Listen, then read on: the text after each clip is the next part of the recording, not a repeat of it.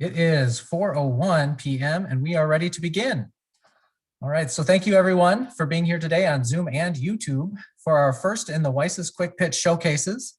This March, we are featuring students from UW-La Crosse, UW-Oshkosh, UW-Superior, and UW-Whitewater.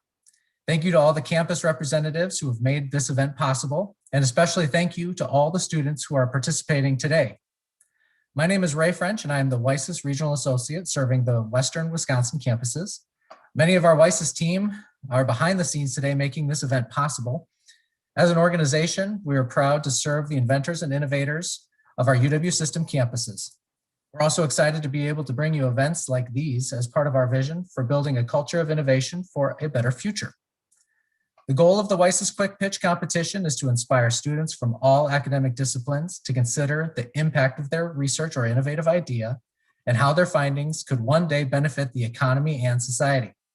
Hopefully, this helps students put the why behind what they are doing. How it works is that each presenter will describe their project in 3 minutes or less, and each pitch will be evaluated on its overall quality. Specifically, for the presenter to articulate their topic in lay terms, discuss the problem or unmet need that is being addressed, share the importance of their findings, and draw conclusions as to how their project may impact the economy or society. So today, we will be presenting the quick pitches for 4 campuses. And first, we're hosting UW-Oshkosh students featuring a 3-person judging panel of UW-Oshkosh representatives. Allow me to introduce them. When I call your name, please turn on your video and give a wave. We are joined by Dr. John Coker, Provost, Dr. Martin Rudd, Assistant Chancellor for Access Campuses. Thank you. And Dr. Kim Rivers, Interim Dean of the College of Letters and Science. Thank you. Thank you to each of our judges for being here today and for your support of this event. I also want to thank the Quick Pitch planning committees and the mentors who joined us for training 2 weeks ago. It's really encouraging to see the broad support for this student opportunity, and we could not have put this event together without all of their efforts. So thank you. Now we can get to the main event. Each student presenter will be introduced and cued to start their pitch. Please turn on your audio and video at that time. The timing starts when you start speaking. And after each pitch, we will bring in the judges and they will have the opportunity to ask a question. As we move to the next pitch, the judges can finalize the score. After the UW-Oshkosh students finish, we will introduce the next set of judges for UW-La Crosse, UW-Superior, and UW-Whitewater students. And after all this is completed, we're planning to announce the campus winners at about 6:30 p.m. In the meantime, presenters and judges, please make sure your audio and video are off. And attendees, thank you for joining us today. Best of luck to everyone presenting. So before the first pitch from UW-Oshkosh, we'd like to share this welcome video from Chancellor Levitt, who was able to join us following his recent rotator cuff surgery. Hi, I'm Andy Levitt, Chancellor at UW-Oshkosh. Welcome to students, families, faculty, mentors, friends, and supporters to this Quick Pitch showcase. This event is really an incredible demonstration of the curiosity, ingenuity, and creativity UW-Oshkosh and UW students share in Wisconsin. This year we have 17 Titans participating, and that is just fantastic, and I'm very proud. The pandemic is no match for students' determination. So, congratulations students, well done, all the best to you ahead. Now show Wisconsin and the world what you're made of. Hail Titans. Thank you, Chancellor. Now I'll introduce our first pitcher from UW-Oshkosh, and we are starting in the science and technology category. First, we have Michaela Can from nursing, presenting on an integrative review of civil liberty-based rationales for vaccine hesitancy and denial. You may begin. All right. Widespread vaccination against infectious disease is crucial to maintaining health in communities. In the current COVID-19 pandemic, it is more important than ever that people get vaccinated. In recent years, there has been a rise in the number of people refusing vaccination, which has led to outbreaks of preventable diseases such as the measles. The World Health Organization has identified vaccine hesitancy as among the top 10 threats to global health. There are many reasons why people are vaccine hesitant and refuse vaccination. And in the current pandemic, that list is expanding. In order to maintain and improve vaccination rates, we must deepen our understanding of why people refuse this important healthcare service. My name is Michaela Can, and I'm a senior nursing student at UW-Oshkosh. I'm currently working under the direction of my advisor, Dr. Wendy Bauer, on my honors college thesis. The purpose of this semester-long independent research project is to understand more about the emerging trend of people opposing vaccination due to civil liberty-based arguments that frame vaccine refusal as a right. This work is aimed to support frontline healthcare workers, such as nurses, to respond with evidence-based recommendations to people refusing vaccinations due to these freedom of choice concerns. Countering vaccination hesitancy can be challenging in the clinical setting. Healthcare providers are in a unique position to directly counteract vaccine hesitancy and refusal, but they must be provided with credible information on how to best do so. Trusted organizations such as the CDC offer practice guidelines on how to address vaccine refusal. However, when it comes to civil liberty-based rationales for vaccine refusal, there's a gap in the research and a lack of guidelines for healthcare providers. I am conducting an integrative literature review focused on describing the existing research related to civil liberty-based arguments for vaccine refusal. Literature reviews provide a detailed review of what is known about a specific topic and are important in the development of effective healthcare practices and policy. Understanding the current research about why people refuse vaccinations due to civil liberty-based rationales will help healthcare providers better respond to claims that vaccinations go against individual rights and freedoms. The likelihood of healthcare providers encountering vaccine refusal will only increase in the current pandemic. If there is significant refusal of the COVID-19 vaccination, herd immunity may be difficult to achieve. My review will increase our understanding about civil liberty-based vaccination refusals and inform evidence-based recommendations. It is more important than ever for healthcare providers to be equipped with strategies to address vaccine refusal so that we can finally put an end to this pandemic. Thank you.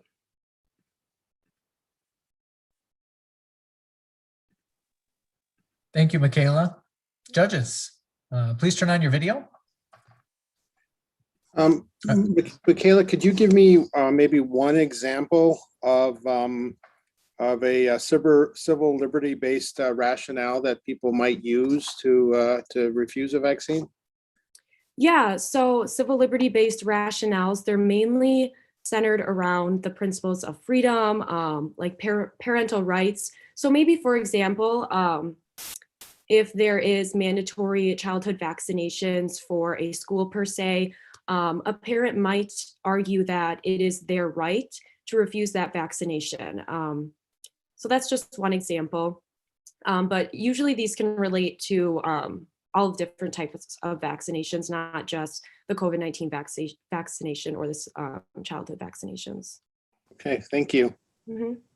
Hi, Michaela. In your experience, how far back does this literature go? So it's actually a pretty recent topic in the literature, which honestly has kind of made it a little bit challenging, because I would say maybe until recently, maybe like 2012 to 14, like that is the earliest people are documenting about this and writing about this. So it's a relatively new topic in the research, and it's really expanding quickly given our current situation here. So. Thank you. So, Michaela, are you thinking that your research is then going to generate strategies, or is that a kind of sideline of your project? Yeah, so the hope is that these findings can be embedded into some type of clinician or student training, and these recommendations can be used in practice. So maybe in a way of like handouts for clinician and student training, or they can be embedded into like the electronic medical records that healthcare providers use. And so, yeah, the idea is that the information we collect will be used to train healthcare providers and even students so that they're better prepared when they come across patients with these types of rationales. Okay, thank you. Mm-hmm. Great, thank you, Michaela. Yeah, Thank you, judges. Okay, so next we have Matthew Frisch from Engineering and Physics, presenting on exploring new nanofibers for photovoltaic cells. Thank you. You may begin.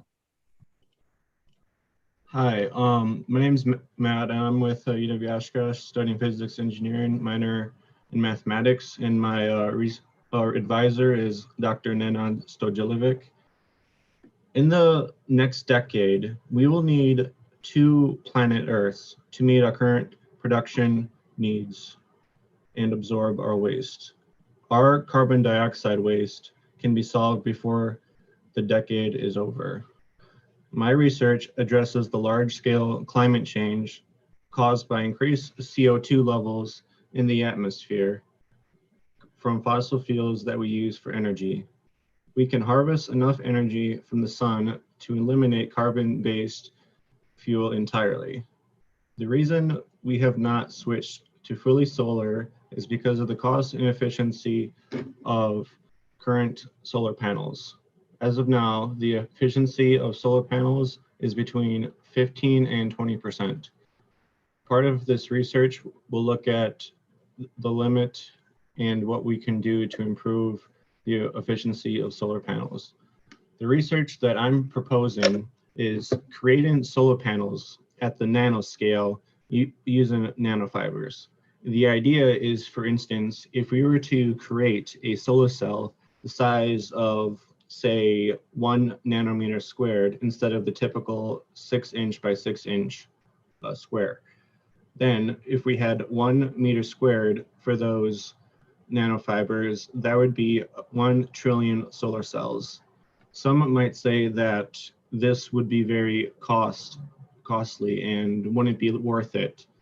I would argue that it would actually be worth the investment in the short term, and it would definitely be worth it in the long term when you factor in the energy efficiency being doubled or possibly even tripled by this research.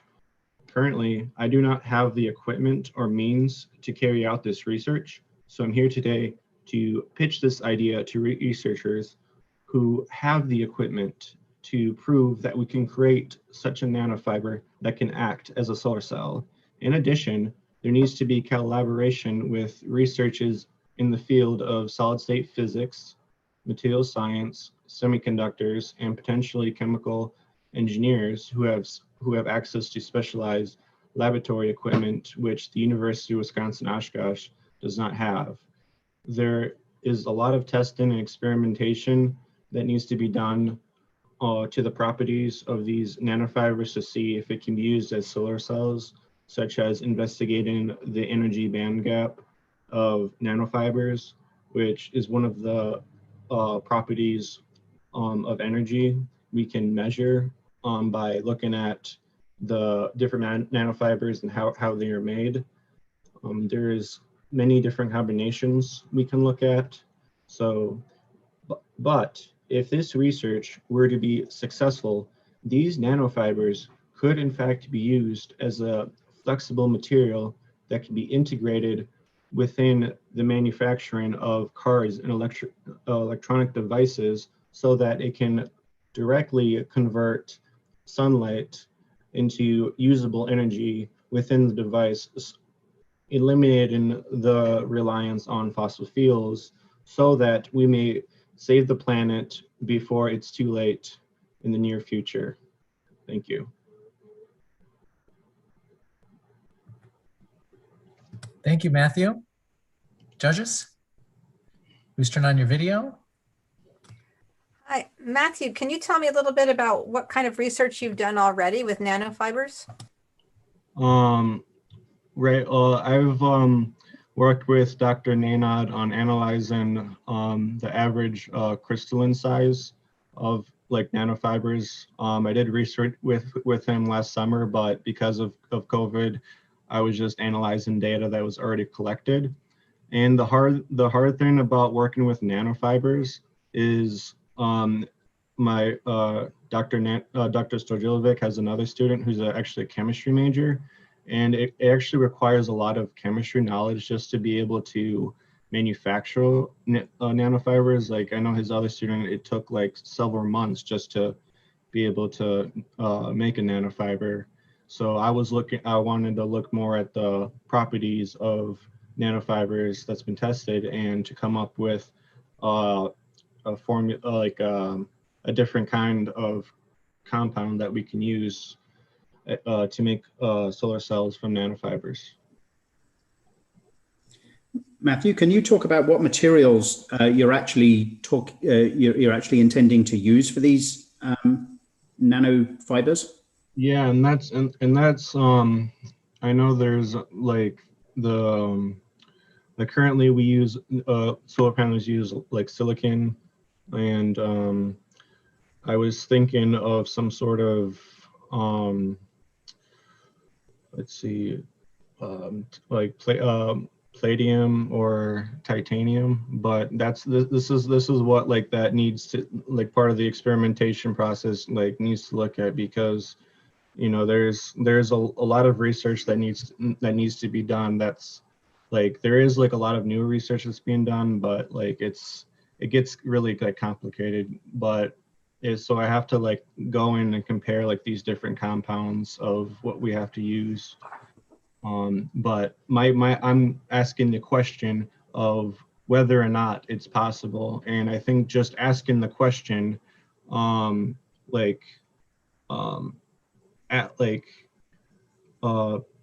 makes this research like coming at this research from an entirely different perspective, because right now we're just looking at, you know, what's been made already. So I was asking the question, oh, what if, you know, we can make this possible? Like, what if we can actually make solar cells at this scale? So yeah. Thank you. Interesting.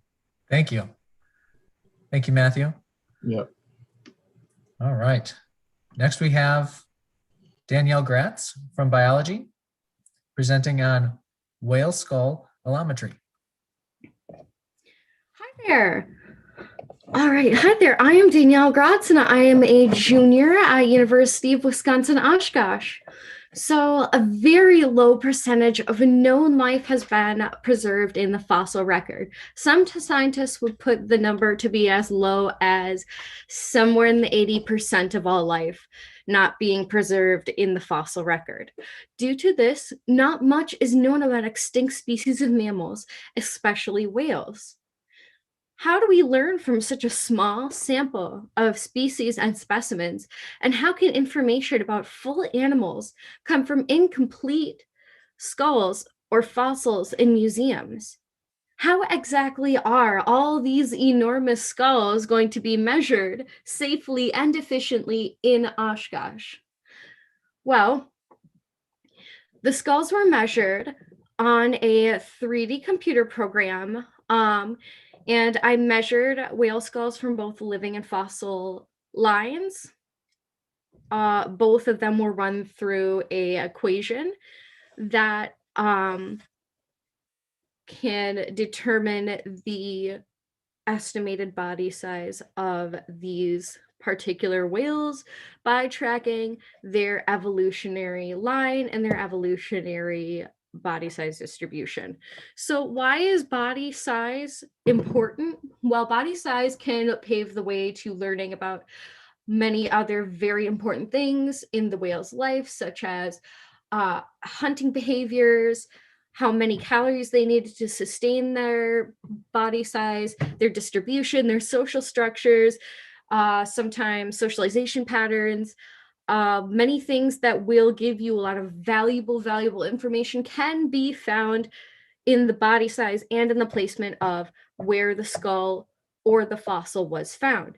So the data collected in this study can help further research in whales. Some of the specimens that I have measured do not have a lot of representation in the literature or in research in general. So I will be providing the scientific community with very inherently rare creatures, and I will be providing the scientific community with information about the natural history of many fossil animals and extant animals that are not very well studied for reasons of biology or anything like that. And hopefully we can use this to kind of track how sensitive each whale is going to be to different forms of climate change in our new and changing climate.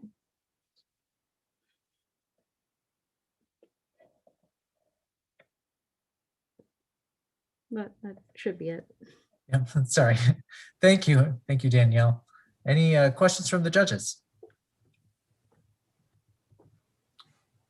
Danielle, what are you finding these, or are these found in various types of bedrock and surrounding rocks? The fossils that I have collected measurements from are from the eastern coast of the United States for the most part. Some are also found in the West, like Colorado and Wyoming. And the animals are obviously found on the West and mostly the eastern coast. Thank you. Danielle, I think most of us find whales pretty inherently interesting, but say you have a skeptic who's not so sure that we care about whales. Can you explain to me why your research is really important for people who are on the line about whales? Absolutely. So my research can actually tell the sensitivity of certain megafauna, which is really big and important in things like tourism. There's a lot of money made every year on whale watching. Whales are cancer is not very often detected in certain types of whales. So learning more about their biology and their life history can hopefully lead us to more innovation in things like medical sciences. There have actually been lots of acoustic studies through whales that can bring us products into just kind of everyday life, like speakers and things like that. So whether people like to think about it or not, whales are kind of, in a way, everywhere. Great. Thank you. Okay, great. Thank you. Next we have Dorothy Mitchell from chemistry presenting on development of a polymer recycling experiment for the undergraduate laboratory. You may begin. Did you know that in 2015, consumers threw out 31 million tons of plastic, of which only 9.1% was recycled? And in 2016, polymer production reached 335 million tons. With the world constantly developing, just imagine how high these numbers are now. My name is Dorothy Mitchell. I'm a chemistry student here at UW-O, and my research focuses on creating a sustainable polymer recycling experiment for the undergraduate laboratory.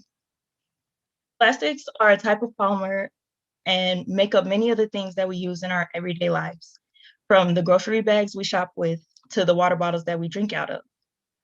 These plastics are often made from natural resources such as petroleum and are contributing to the accumulation of waste in our landfills and oceans today. Recycling is currently one of the most important actions that we have to reduce this impact. But it can be complicated when these plastics are made of many different types of polymers. Polymer chemistry is very underrepresented in the current learning curriculum. They mainly focus on small discrete molecules and don't include many of the macromolecules that plastics are made of. Given the impacts of these polymers, I think it's important that we find a way to incorporate them in our current learning curriculum. Polystyrene is used to make things such as foam cups, paper plates, and disposable cutlery.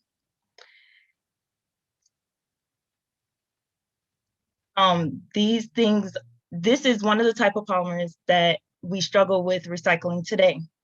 So my research will focus on turning the industrial process of recycling polystyrene into a laboratory experiment for the undergraduate laboratory. We will use the natural solvent p-styrene, and samples will be brought in by students. The samples will then be dissolved in the p-styrene and undergo a filtration process to remove the additives and impurities that it may contain. It will then be reprecipitated out using the solvent heptane. All of these solvents can be recovered again by a simple distillation process to be used again in a future recycling experiment.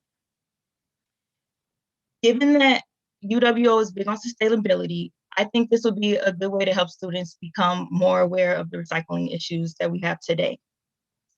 They will also take a pre and post test so that we can see what they know before doing the experiment and what they have learned after.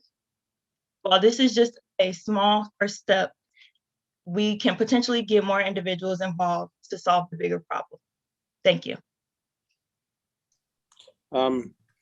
Thank you, Dorothy. One quick question is, I think this is an important first step with developing an experiment in the laboratory, but do you think that this success could lead to a scalable production type model, or do you think it's more around just education and having people learn more about different recycling polymers?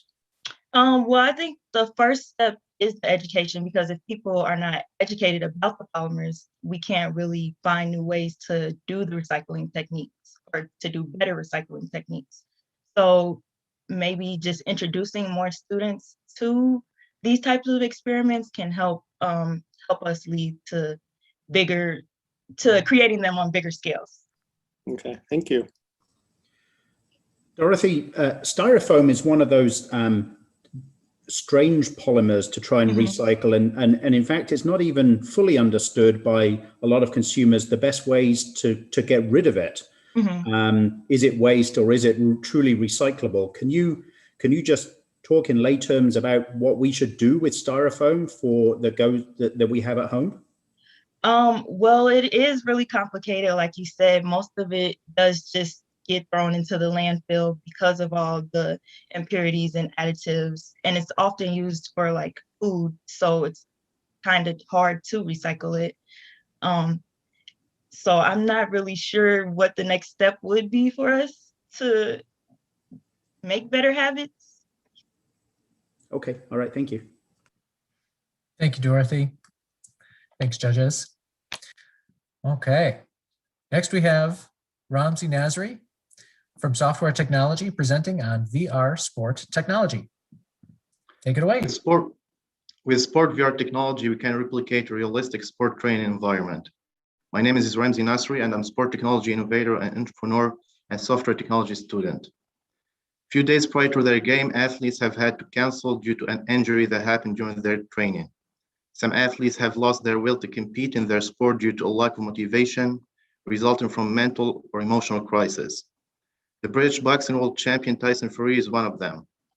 Many athletes get injured during the game due to unconscious movement that could be avoided if they followed the right techniques. Because of injury like this, athletes end their career. The Brazilian soccer player Ronaldo is one of them. With no further ado, our solution will provide physical, technical, and psychological training. The system algorithm will capture and calculate real data through sensors and cameras, then display the results through videos, pictures, graph, and text analysis during the training session. The sport VR system will provide real-time feedback through voice, image, and physical sensation. The training will be provided through virtual reality scenarios to target three main motives: physical training, technical training, and psychological training. During the physical training, athletes can train whenever and wherever they want, set up their favorite environment, which include nature, weather, etc., and set up their level of training. Technical training-wise, our VR solutions will be using articulation equipments connected via Internet of Things to analyze movement and give real-time feedback. The psychological part of the solution will analyze the athlete emotional and mental situation and give solutions based on VR scenarios. Our solution will save financial costs for sport event organizers, such as UFC up to $2 million. Our solution will save athletes' career and keep them away from injuries and psychological crisis. I want to take the last few seconds to invite anyone who want to make an impact on the human being performance future and see themselves in this project, reach me out, and we can go in details on the project. You can go for a drink, coffee, you can walk your dog.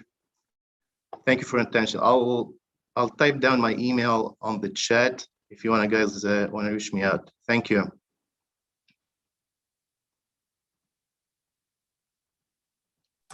Thank you. Judges, are there any questions? I have one. Thanks for that. That's really interesting. I'm wondering, does this involve using those those virtual reality glasses that you put over your head, or how are you actually going to get the virtual reality environment to work? Because I find if you have those glasses on, it's really hard to know where you are in space, that it's really kind of off-putting. So basically, we're going to use different equipments, VR equipments, which include VR gloves, VR treadmill and some other VR products. They just like get in the market like lately. And Microsoft just like launched a new product yesterday called Microsoft Mesh. And they did like a huge development on the VR solution that can like make a human being interact, like obviously interact together in the VR environment. Thank you. Thank you. Okay, great. Next we have Morgan Ringeisen from Mechanical Engineering Technology, presenting on efficiency of centralized versus decentralized fluid distribution systems. You may begin. We were here today to fill up a water bottle. I have a feeling most of you did, but the one thing I have a feeling most of you didn't do was think about how it got there. My name is Morgan Ringeisen, and I'm here to implore you to take a closer look at some of the things that we use in our daily lives and often take for granted. Now, much of my background prior to coming to school was I spent 11 years in the military in the logistics field. And there I realized that we take a lot of our daily lives for granted, as seen by the power outages in Texas. And that got me to thinking, how can we do better with efficiency in using some of those things that we do in our daily lives? So my research is looking at the ways of being more efficient with the energy that we create. When you often think of efficiency, you think of consuming less, i.e. green power, whether it's wind or solar generation. But what if we just use less power in the first place? So my research in water distribution systems is looking at new ways and advances in technology that allow us to be more efficient in the power consumption.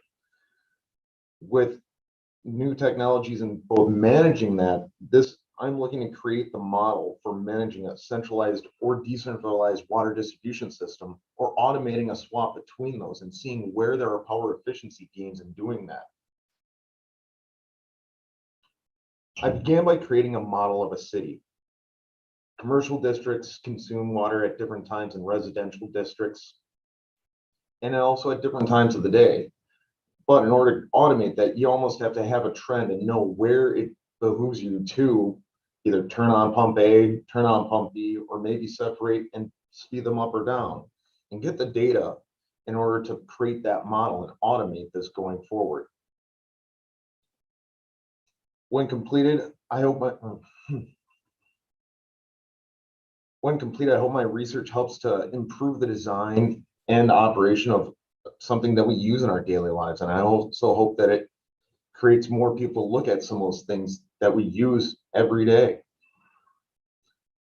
Thank you for your time.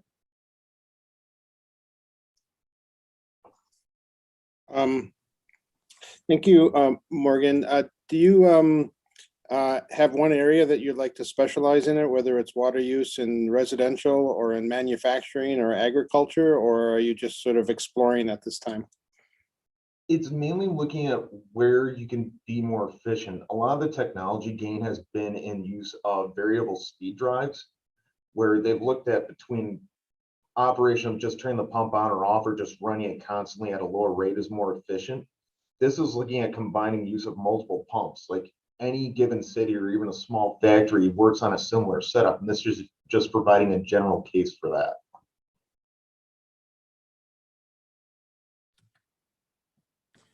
Morgan, does your theory only deal with and perhaps your experience with fluid that is water, or can this be utilized for other types of fluids as well?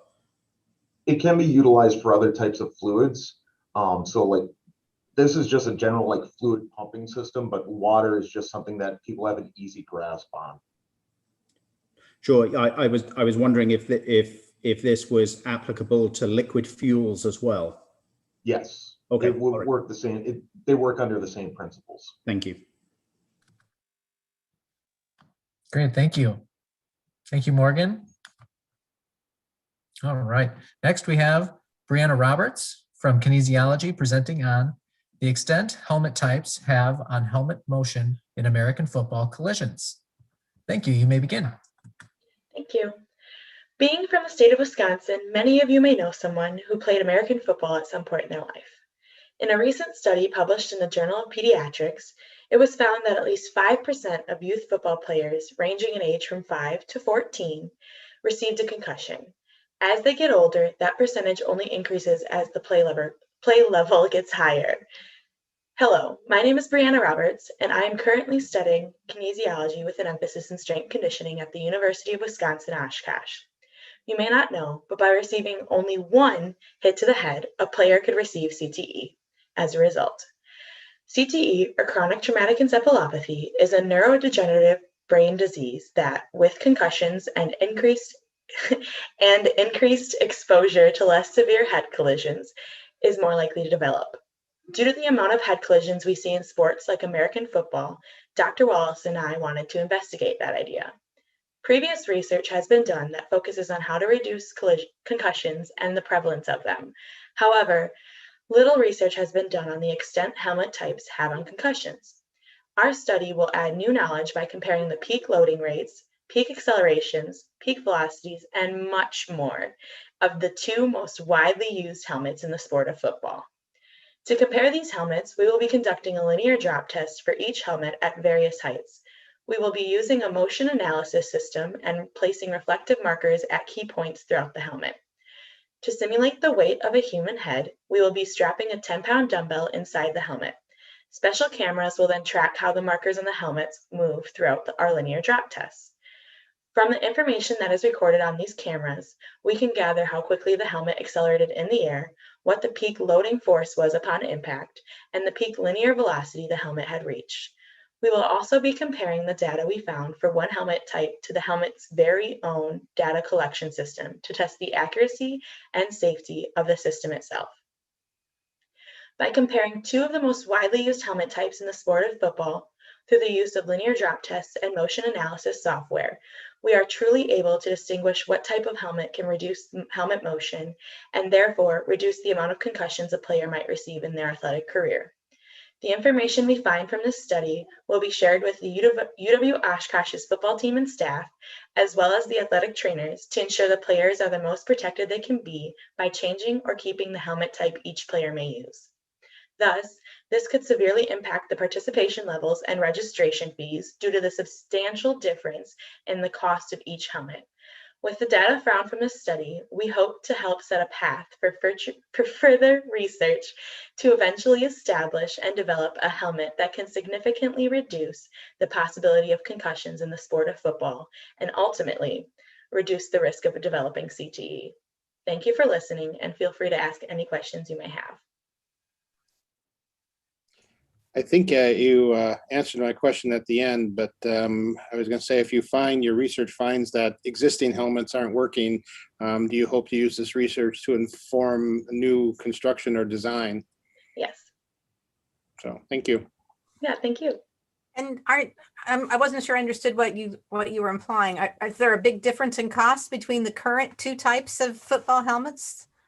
So there's more than just two, but we just use the most widely used ones. So for instance, we have Raiden and WiSys. WiSys is upwards to $500 to $600 per helmet, and Raiden is only $100 to $200. And most of the players on UW's team, UW-Oshkosh, I should say, use Raiden because WiSys is so costly. Okay, thank you. Mm-hmm. Brianna, I was surprised to hear that one CTE event can cause long-lasting damage. Perhaps that shouldn't come as a surprise. How was that work determined that it was a single blow? Does that suggest that after every single blow that scans are done on players? They're not, the scans aren't done on players in every single blow, but honestly, they should be, especially with a sport like football. You can develop CTE without even getting a concussion. You can develop it from just continuous subconcussive hits to the head. And like with a lineman in a football team, they just keep getting hit in the head right away. So they can develop CTE just because of continuous brain damage being done when they do get hit. And with doing that, they can develop CTE instead of just having a concussion. So it's quite sad, but if we could get more research done on the subconcussive hits and what's behind them and what exactly causes CTE, we'd be able to establish if they needed a scan or not. Thank you. Wow, thank you. Thank you. Great. All right, next we have Sarah Woody from biology, presenting on investigating heavy metal concentrations in sediment, cattail, and muskrat tissues at a national wildlife refuge. You may begin. Thank you, Ray. Imagine a place where lifeless sidewalks and paved roads are exchanged for rugged, winding dirt paths, where neat clinical lawns are exchanged for cattail and bulrush extending for miles in every direction. And rather than humans busily rushing from one meeting to the next, there are unrestrained flocks of hundreds of 4-foot-tall sandhill cranes bursting into the air. My name is Sarah Woody, and I'm a first-year graduate student working under the guidance of Dr. Misty McPhee, and I have the honor of working in such a place. At 33,000 acres, Horicon Marsh is the largest freshwater marsh in the country, and 300 species of birds and more call it home. It provides critical services such as flood prevention, and in combination with marshes across the globe, it even moderates the very air that we breathe. I hope that I have convinced you of the importance of marsh systems and that you will be just as outraged as I am to know that humans are destroying those that remain. The aspect that I am studying is heavy metal contamination. You may have heard of some heavy metals such as lead and mercury because they can severely affect human health. But they are also wreaking havoc on marsh systems and can even be lethal to species such as sandhill cranes. However, it's not all doom and gloom. After all, there are people like me who recognize the importance and unique beauty of these systems. Yesterday, I took my first trip out to the marsh. I met up with a trapper, first time meeting him, trekked out onto the ice in my super attractive hip waders and rubber insulated gloves up to my shoulder, chiseled through the ice and pulled out a muskrat, sediment, and roots from cattail. I'll later drive these samples down to a lab in Madison to undergo chemical analyses to assess the heavy metal concentrations in my samples. And multiply this whole process by 36 and I'll have a pretty good data set to work with. I'm going to be able to tell where heavy metals are accumulating on the marsh and across what aspects of the environment. This is incredibly important information to find out because it's going to inform how we can fix the problem, both at Horicon Marsh and other marshes across the globe. At the broadest level, what we need to do is advocate and demand change from our industry so that these pollutants are not ending up in marshes and preventing them from doing their life-giving work. Now, when I get my results back, I'm hoping to find the opposite of what scientists usually hope to find, and that is zeros across the board. I'm hoping that the levels in my samples are so low that Horicon Marsh may be considered a safe release site for the magnificent and critically endangered 5-foot-tall whooping cranes, so that someday I can see them flying alongside their sandhill crane relatives.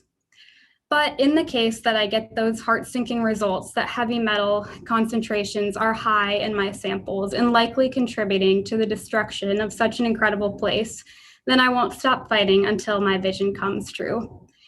I'd just like to thank everyone who has played a role in organizing this event and judging this event, and to the audience for your attention. Thank you. Thank you, Sarah. Sarah, I have a question. You mentioned two metals, lead and mercury, as likely contaminants from industry. Can you talk about the path of those heavy metal contaminants to the Horicon Marsh? From where are they coming?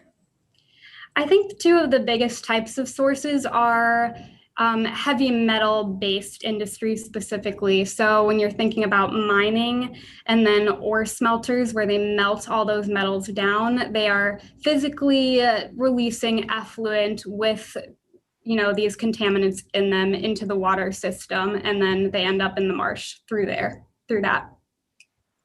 Okay, thank you.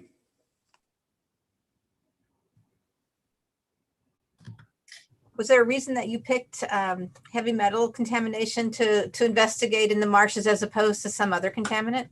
Yep, it's based on a 1995 study that showed some elevated levels of some of these contaminants in the sediment, but no follow-up tests were done since then. And there are some likely sources at the marsh as well. It has an extremely long history of misuse by humans, including some severe overhunting with the use of lead gunshot. There are also surrounding towns with potential industrial sources of contamination. And agriculture is another potential source for these contaminants, and the marsh is just surrounded by agricultural fields. Thank you. Thank you, Sarah. Thank you, judges. All right, that concludes the science and technology category of student pitches at UW-Oshkosh. Next, we'll turn to those in the social sciences and humanities category. So first, we have Becca Burrell from nursing presenting on culturally sensitive care in the clinic, understanding LGBTQIA+ healthcare best practice methods in Wisconsin's Fox Valley area clinics. You may begin. Did you know that over 56% of LGBTQ+ individuals have confronted discrimination while seeking medical treatment? From using the incorrect name or pronouns to blatant refusal of care by providers, LGBTQ+ individuals continue to struggle to find culturally affirming care. Hi, my name is Becca Burrell, and I'm a senior nursing major at UW and also a member of the LGBTQ+ community. As a current healthcare provider in the Fox Valley region, I understand the struggle to develop and implement LGBTQ+ people. This struggle, though, has resulted in a decreased level of care, has led to greater healthcare disparities for the LGBT+ population. Currently, in the state of Wisconsin, there are only 3 clinics providing culturally affirming care to LGBTQ+ people, none of which are found in the Fox Valley region. Therefore, my research will address what LGBTQ+ healthcare best practice methods clinics in the Fox Valley area are applying to their practice, and how can these methods be improved in order to decrease LGBTQ+ healthcare discrepancies. Specifically, I will be addressing if clinics offer LGBTQ+ healthcare services, and are there intake forms, clinic environments, and staff education requirements following current best practice guidelines. In order to address this, I will send out my IRB-approved 20-question Qualtrics survey to providers in the Fox Valley region via email and social media. The survey is set to analyze 3 domains that frame an LGBTQ+'s individual experience in healthcare: the clinic environment and waiting area, the intake forms, and specific LGBTQ+ services and screenings that clinic may offer. Following data collection, I will calculate means for various questions in my survey. These averages are going to depict how well or how poorly clinics in the Fox Valley region are performing in regard to LGBTQ+ healthcare. I will then be able to determine where gaps in care exist and how we can bridge those gaps in the Fox Valley region in order to decrease the healthcare discrepancies of the LGBTQ+ population in our area and increase their access to care. Clinicians are providing frontline care to LGBTQ+ individuals, and a patient's initial interaction in a clinic will affect how that individual perceives healthcare for the rest of their lives. Therefore, my research will help determine what Fox Valley area clinics need to do in order to provide this culturally affirming care to the LGBTQ+ community to increase access, thus decreasing the existing healthcare disparities. Thank you. Thank you, Becca. Any questions from the judges? Becca, I was wondering, are you going to have a way to determine whether or not the LGBTQ population has customer satisfaction with the methods that are being presented? It's possible that clinicians could be using things that the customers don't actually like. Is there a way to sort of check on that feedback loop? So I don't have anything in the actual survey that checks on that feedback loop. It's more just providing what the clinic is actually providing.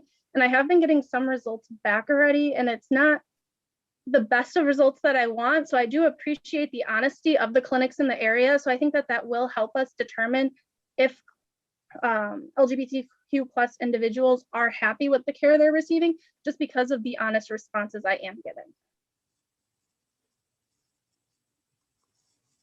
Do you hope to share your results with area clinics?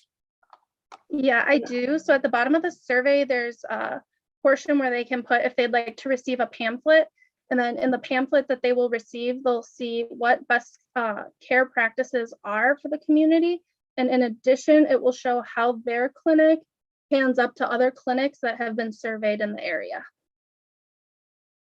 Thank you. Thank you. Thank you, Becca. All right, moving on. Next, we have Molly Hennig from Vocal Performance and Music Industry presenting on A Vocalist's Guide to Mysteries of the Macabre by Fiori Lugetti. You may begin. Thank you.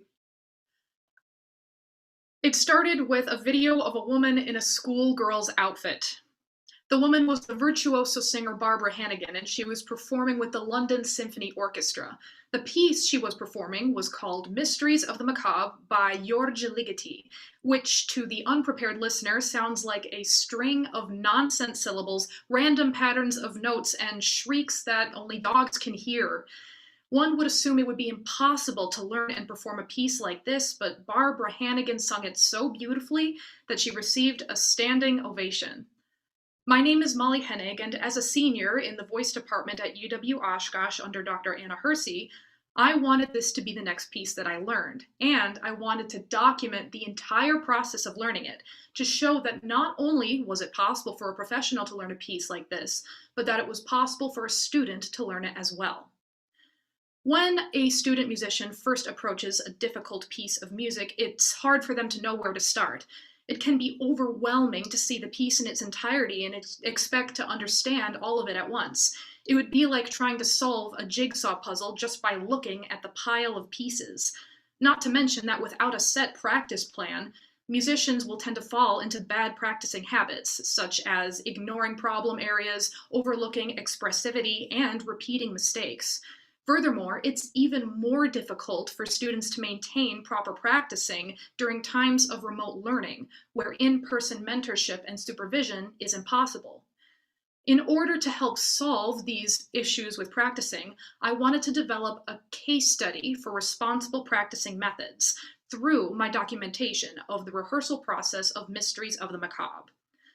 The documentation took the form of a rehearsal diary. Each time I sat down to practice, I would list what I accomplished during my practice session, what challenges I came across along the way, and what tools and techniques I used to help overcome those challenges. As an example, when I was learning the rhythm of the piece, I would use the tool of self-conducting to make it through the more complicated rhythmic sections of the piece. I would then write down where specifically these tools would come in handy and how to properly utilize them.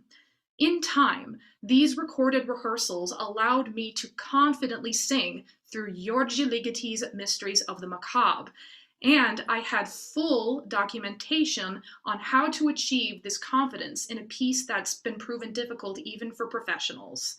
It's my hope that through my rehearsal diary of Mysteries of the Macabre, that young singers will be inspired to approach and learn more difficult and complicated pieces of music, and that with my diary, they will have what they need in order to effectively do so on their own. Perhaps even the next Barbara Hannigan could result from this type of practicing guidance.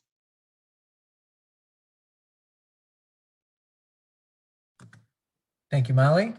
So thank you, Molly. Very interesting. In what form do you hope to share your diary? Just as it's written, or are you putting it into some sort of manual or paper, or how do you want to share that? At the time, I have a document, a Google document of my rehearsal diary. It would be wonderful to have it in a hard copy form, but I think I would like to keep it digitally accessible for any student who would like to use it. So I believe it would be useful to develop a PDF, a nicely formatted PDF form of it, to upload easily on any website where a student would need the document. Thank you.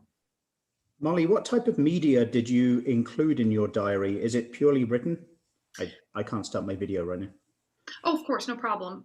Yes, it is purely written at the moment. I will hope to dive into more audio examples of going through the piece in my celebration of scholarship presentation, but the final form of my documentation will be purely written.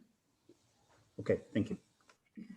Molly, do you have a model of a similar kind of guide that you've seen to help you learn another piece? I do not. I have not previously seen a model that is this technically integrated. The latest thing I can think of was A Vocalist Guide to Frauenliebe und Leben by Robert Schumann. It's more delved into the expressive techniques and the articulation of the pieces. But for a piece of this difficulty, it's a very avant-garde piece of music. There's a lot more fundamental techniques that need to be taken into account for student musicians. So I have not previously seen a guide that dives into like something as fundamental as practicing rhythm and melody as what I will be writing down. Okay, thank you. Thank you. Thank you. All right. Moving on to the next. Now we have Jordan Husey from Secondary Art Education presenting on America, the Unbeautiful. You may begin. There is no denying that racism has been on the rise in America. The lack of civil rights and inequality towards minorities has been a continuous problem for over 400 years, but has recently surfaced during the horrible summer of 2020, when the Minnesota Police Department suffocated and killed Minnesota citizen George Floyd. Hi, my name is Jordan Husey, and I am a junior art education major at the University of Wisconsin-Oshkosh, and I am also a white female. And as a white female, I understand that the color of my skin has given me privileges that people of color will never have the advantage of receiving. Imagine not being able to purchase a home, being denied a service, or protesting for your life while being pepper sprayed or beaten to the ground, or both. Imagine someone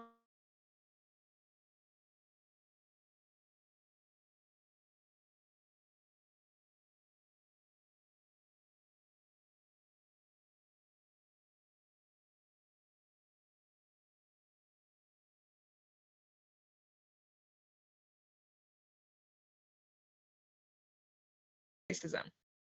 For this project, I am working with art professor Trina Smith to create a series of paintings that pertain to issues of white supremacy, white privilege, and police brutality. I chose art for this project because I believe that images of problems like this communicate in ways that words on a page do not. Going forward, my project will include scenes from the 2020 Black Lives Matter movement that I participated in from this summer, scenes from the Capitol insurrection on January 6, 2021, and portraits of Vice President Kamala Harris, as well as my friends of color. I truly believe that America will not be beautiful until it's loving, safe, welcoming, and beautiful for everyone. So my goal for this project is for my audience to look at my body of work and ponder just how big of an issue systemic racism really is, and that treating people of color equally should not be a political or controversial issue, but should be treated as a priority and as a basic human right. Dr. Martin Luther King Jr. once said that our lives begin to end the day we become silent about the things that matter. So let us not be silent anymore. Enough is enough. Follow me to change America's legacy. Let's make history and be remembered for the generation that finally ends systemic racism. Thank you.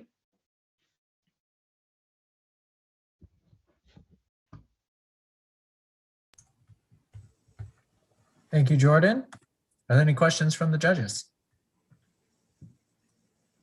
Jordan, can you say a little bit about how you're planning to display your work?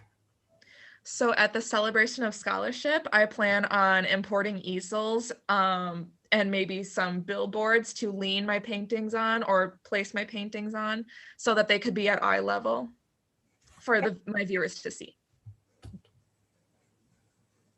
Similar question I asked before, how do you plan to share your work on a larger scale?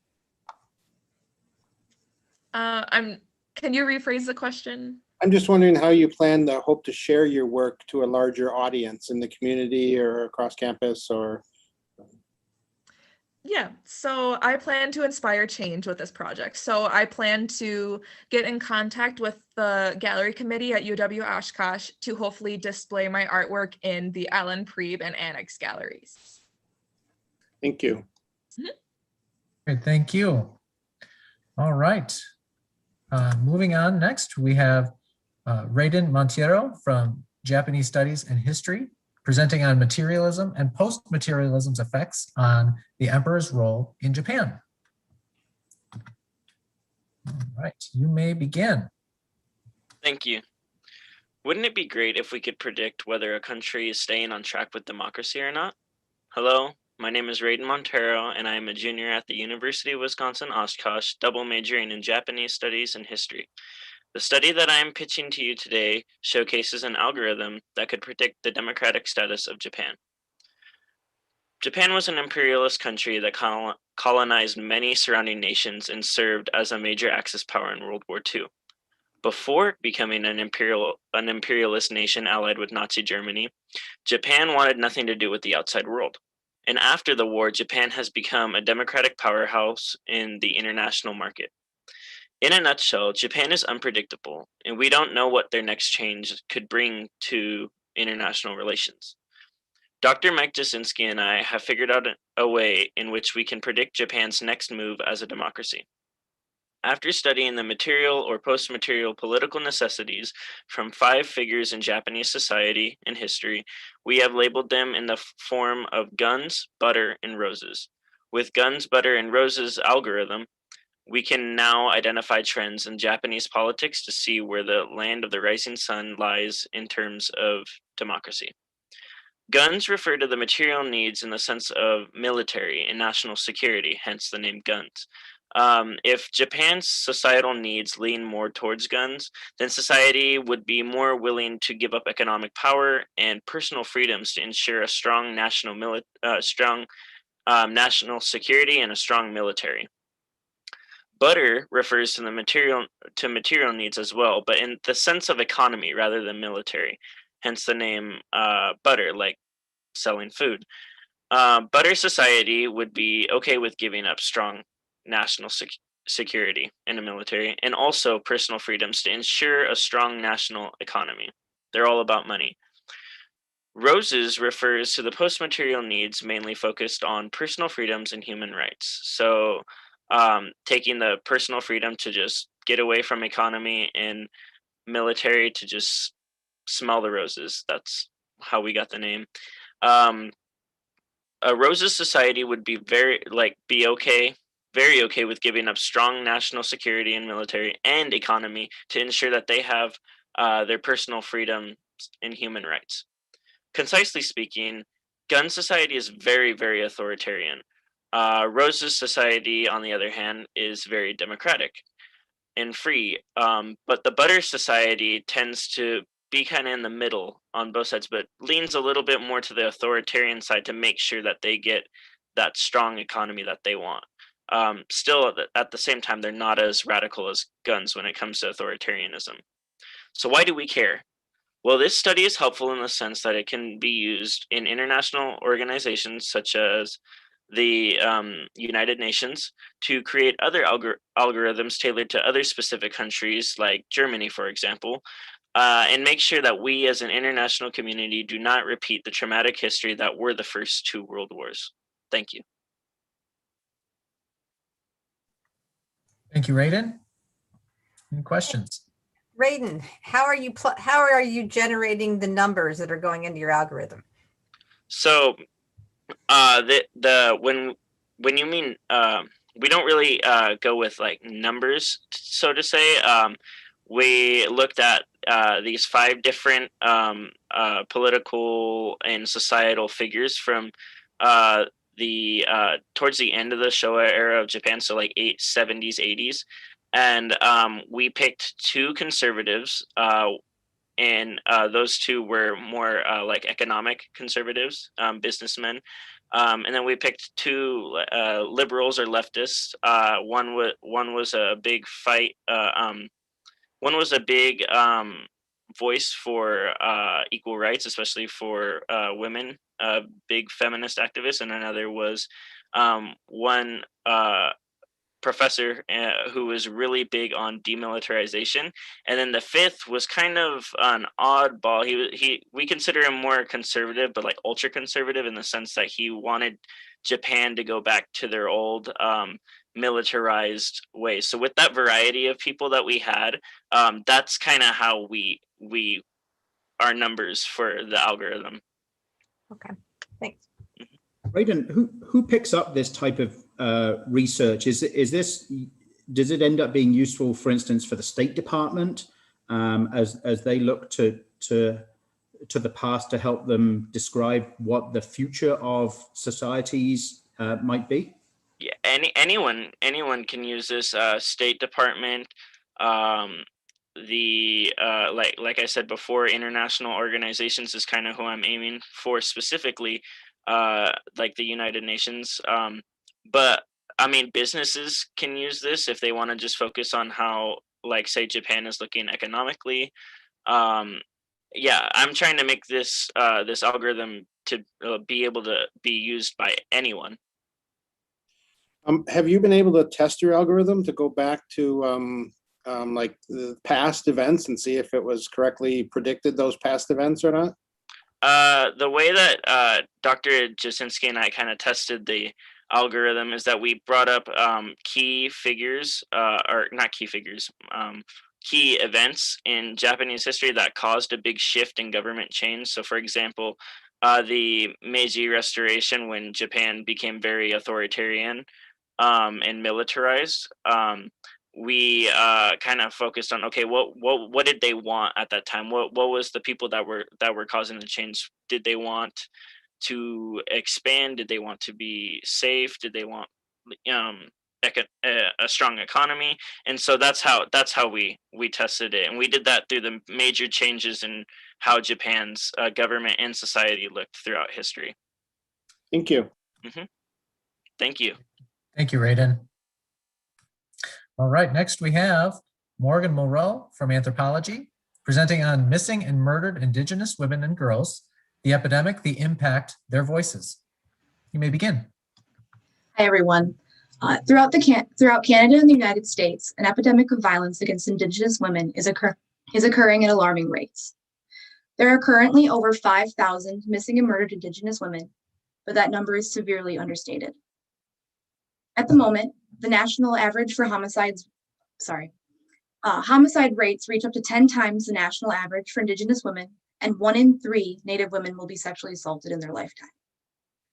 While public awareness is growing surrounding this epidemic, task forces, grassroots organizations, and are bearing the brunt of this work, advocating for and creating awareness regarding this crisis. Conversations within Indigenous communities are happening, but there is scant academic conversation going on at the same time. This is the gap in knowledge I wish to investigate.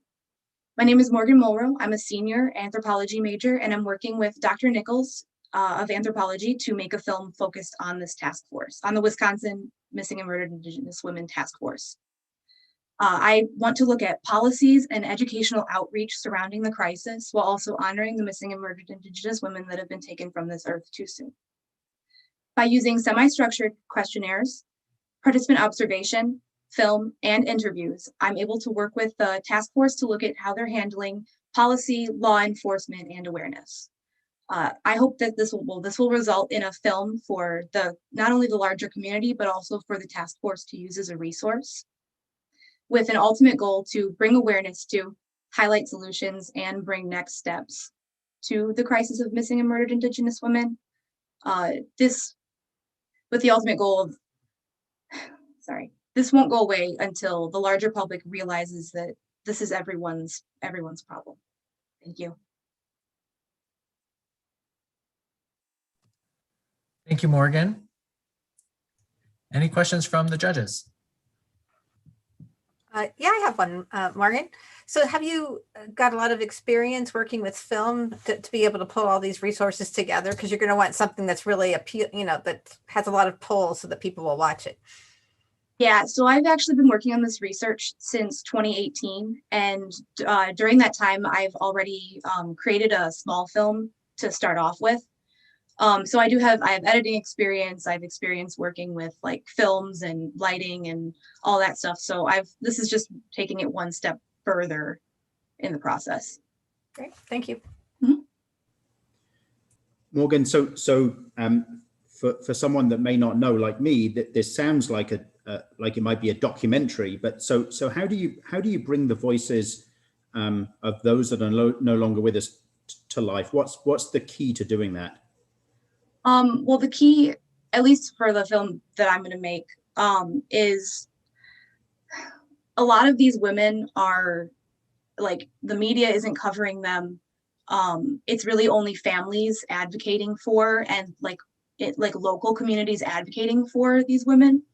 So I'm sorry, can you repeat the question one more time? Yeah, what's the key to getting them to tell their message so that it perhaps doesn't look like a traditional documentary? Yeah. So for that, I would say mostly going into how policies are created and how law enforcement is handling it. That will exemplify stories and people's input as well. I don't know if that fully answers your question. That's all right. Thank you. Yep. Great. Thank you, Morgan. Thank you. Thank you, judges. Great. Next, we have Stacy Sparks from English Secondary Education presenting on Navigating States of Mind in Jane Austen's Persuasion. You may begin. Hi, all. I'm going to start with a question tonight. What if I were to inform you at first introduction that a defining attribute of mine is being persuaded? Would you initially consider this a positive, or perhaps would you regard it with some concern? My name is Stacy Sparks, and as an English education major here at UW-Oshkosh, I am very interested in the opportunities offered by the humanities. Much needed opportunities to consider ethics, to reflect, to challenge what we know or what we think we might know. And I encountered this question of persuadability very appropriately in Jane Austen's 1818 novel, Persuasion. With the guidance of my mentor, Dr. Manning, I was able to study this text through the practices of close reading, researching historical context, and reading the established literary scholarship. Now, Persuasion is traditionally approached as a courtship narrative, and the heroine, Anne, is often faulted for being persuaded to part with the man courting her. It's often seen as an indicator of weakness. However, my argument is that to interpret Anne in this way is to not recognize that the novel's primary preoccupation is Anne's active mind and her courting herself mentally through adversity. So Persuasion can be considered primarily portraying not a suitor's courtship of a woman, but a woman's courtship of her own mind. And it's a very active mind that frequently navigates mental extremes in others. This is a text that alerts us to setting up false binaries, or in Anne's own words, there should be opposition to the two common idea of spirit and gentleness being incompatible. In Anne's Persuasion, both strong principle and flexible perspective are contained. And the novel proposes a concept of persuasion that's not merely weak or passive, but could be considered engaged, adaptable, even necessary for mental wellness. Very strikingly, the novel's anti-heroine, when she is notably not persuaded, suffers mentally. Now, that's all I'll say. I won't ruin, no spoiler alerts. But this text really paints a portrait of mental habits that we would be wise to develop. Whether regarding COVID or politics or any complexity, persuasion can be an asset.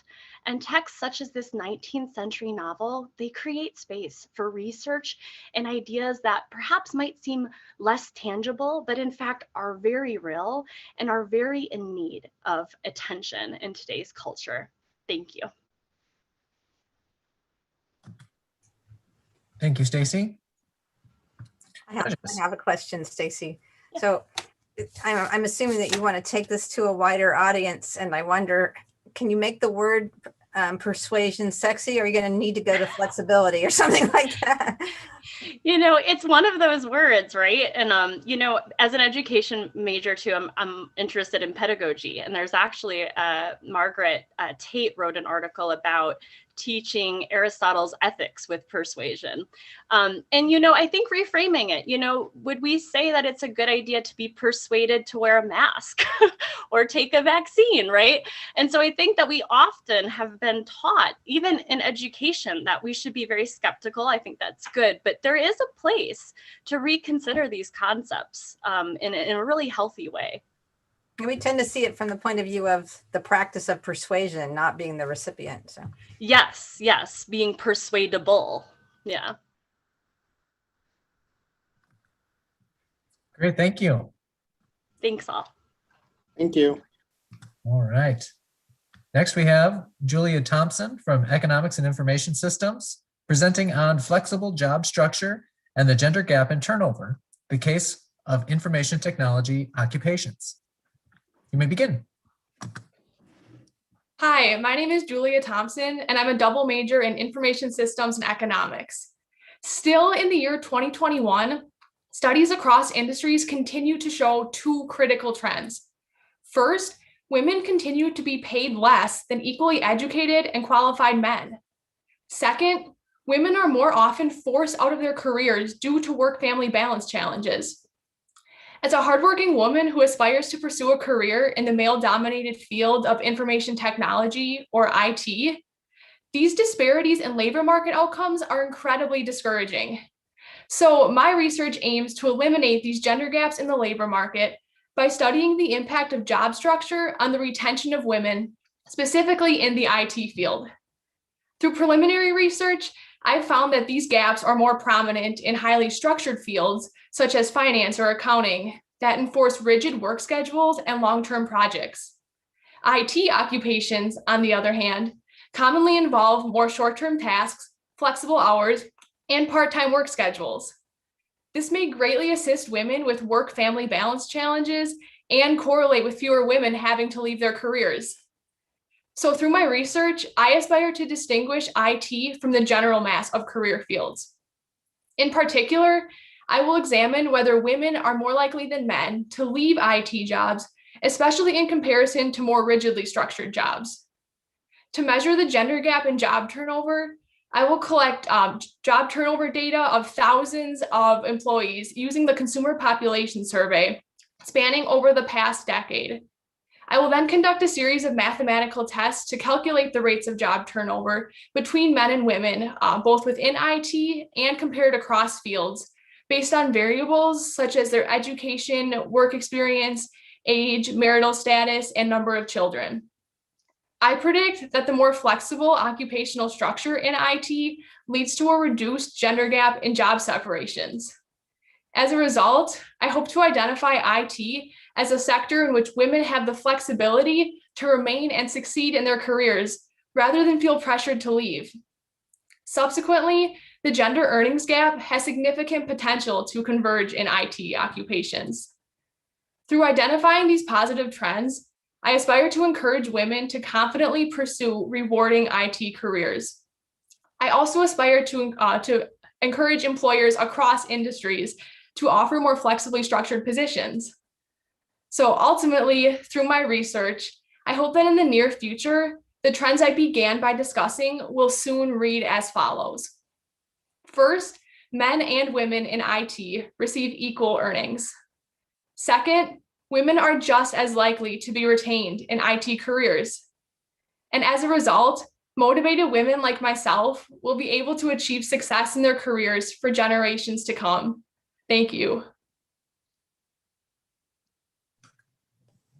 Thank you, Julia. Thanks.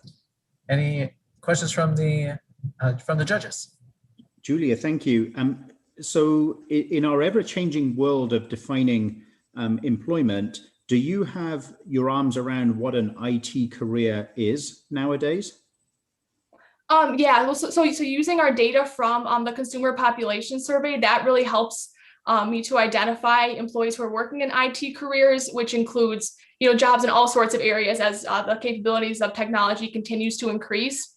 But the data source that I'm using will really allow me to pinpoint those careers within different industries. Okay, thank you. Thanks. Great, thank you.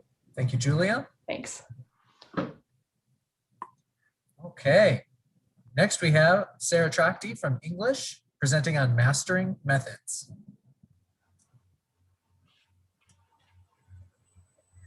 One of the only things worse than feeling that you failed is feeling that you failed someone else. Unfortunately, many beginning piano teachers feel this way when they first start out simply because they're not sure which method is the best to use. My name is Sarah Trachty, and I'm an English major and music minor at the University of Wisconsin-Oshkosh. My research is being supervised by Dr. Ailey Coleman. As a still new piano teacher of almost 3 years, it's very important to me to teach my students as well as possible and to help other teachers do the same. Piano teachers, especially new teachers, can easily become overwhelmed by the sheer number of methods on the market and make wrong decisions out of desperation or ignorance. This is why we need a resource for teachers, a sort of guide, if you will, to detail the positives and negatives of some of the most common methods in order to provide them with a way to choose the best possible method. Upon completion, this resource can be published on the Music Teachers National Association website in order to reach as many teachers as possible.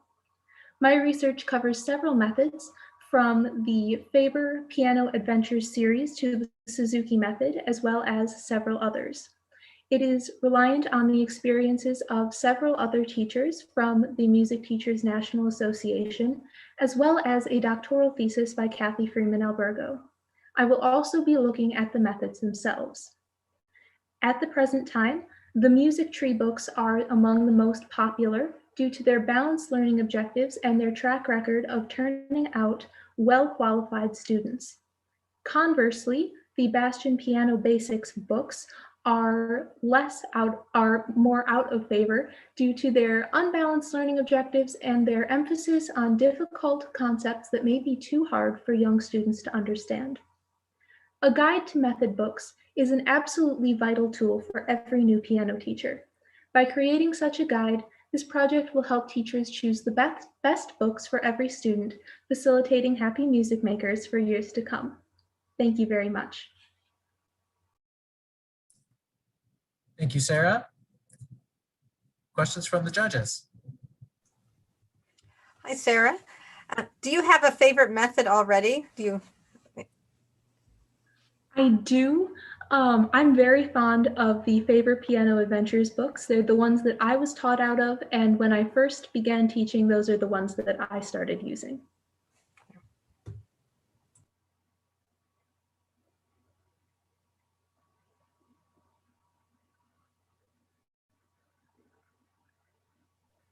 Okay, thank you. Thank you, Sarah. All right, next we have Elsa Zank from Music Performance presenting on the works of Barbara Strozzi. You may begin.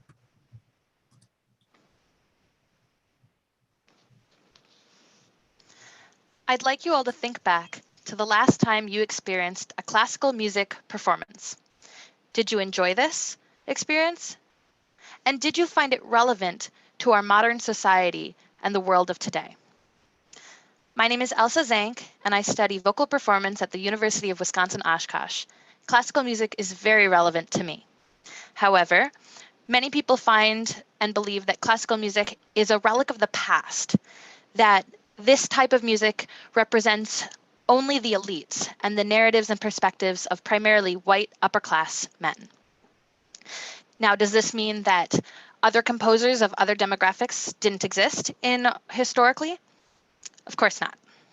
There have always been these other composers, but unfortunately, as the majority of the public is unaware of them.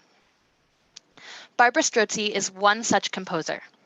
She was the illegitimate child of a gentleman in the early 17th century Italy. As a result of her birth, she had no set position in society. She found herself caught between a rock and a hard place. She was unmarriageable, but as a woman, she was not encouraged to pursue a career. She received some level of education, but again, this only took her so far. She managed to, however, break some of the mold and pursue both a career as a composer and a singer, while also supplementing this with a career as a courtesan. Her music is unusual in that it was published, which was very unusual for female artists of the time. And her experiences as a woman and a courtesan in such an era allows her music to embody intense emotions and experiences of love and hardship that are very relevant to all sorts of people, both then and now.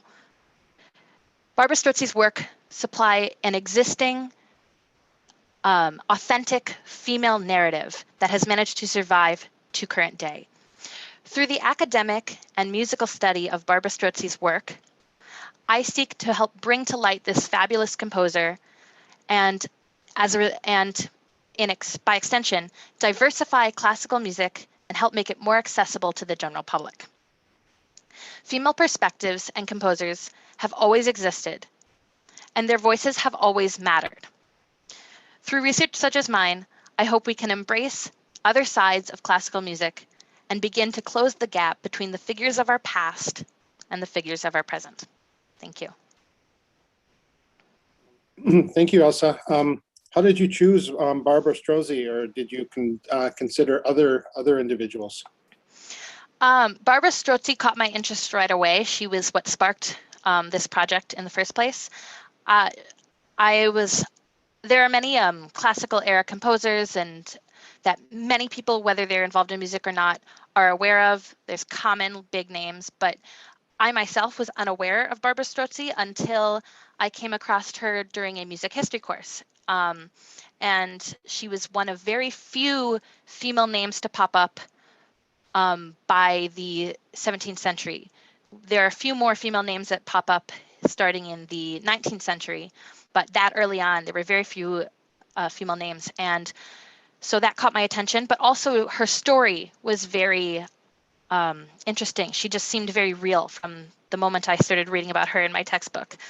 She just, a lot of her experiences are stuff that anybody could relate to, even if they didn't experience exactly the same thing. It's just, it was a very real human experience. Thank you. Wonderful. Thank you, Elsa. And thank you to the UW-Oshkosh judges, because that concludes the social sciences and humanities category and all the student pitches at UW-Oshkosh. Thank you and congratulations to all the presenters today. Now, the UW-Oshkosh judges will confer and finalize their award selections, and we will present the awards at the conclusion of the pitches today. While they confer, please enjoy this brief promotion from UW-Oshkosh.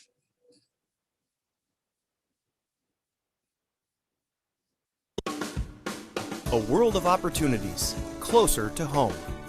The University of Wisconsin-Oshkosh. With over 250 majors, minors, and emphases, no matter what you plan to do or be, we can help you get there.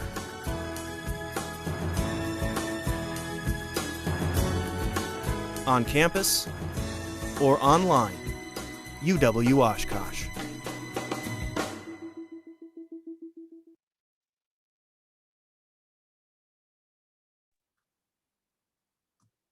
Great, thank you. Okay, so now before we get to the next set of campuses, I'd like to introduce our next panel of judges. Now, we are joined by Carolyn Bald, the Assistant Director of Career Services at UW-La Crosse. I'm sorry, there we go, thank you. Yeah, the judges would give a wave, that's great, thank you. And Dr. Ozella Toms, from the Assistant Vice Chancellor for Student Diversity, Engagement, and Success, and an Associate Professor at UW-Whitewater. Kristen Philhauer, Associate Dean for Administration and Student Services at UW-Whitewater at Rock County, and Dan Blank, former Superior, Wisconsin District Attorney. Thank you all. Really appreciate you being here today and for your support of all these campuses. So we are going to start with the UW-La Crosse student pitches. And so before we do that, I'd also like to share this welcome message from Chancellor Gao.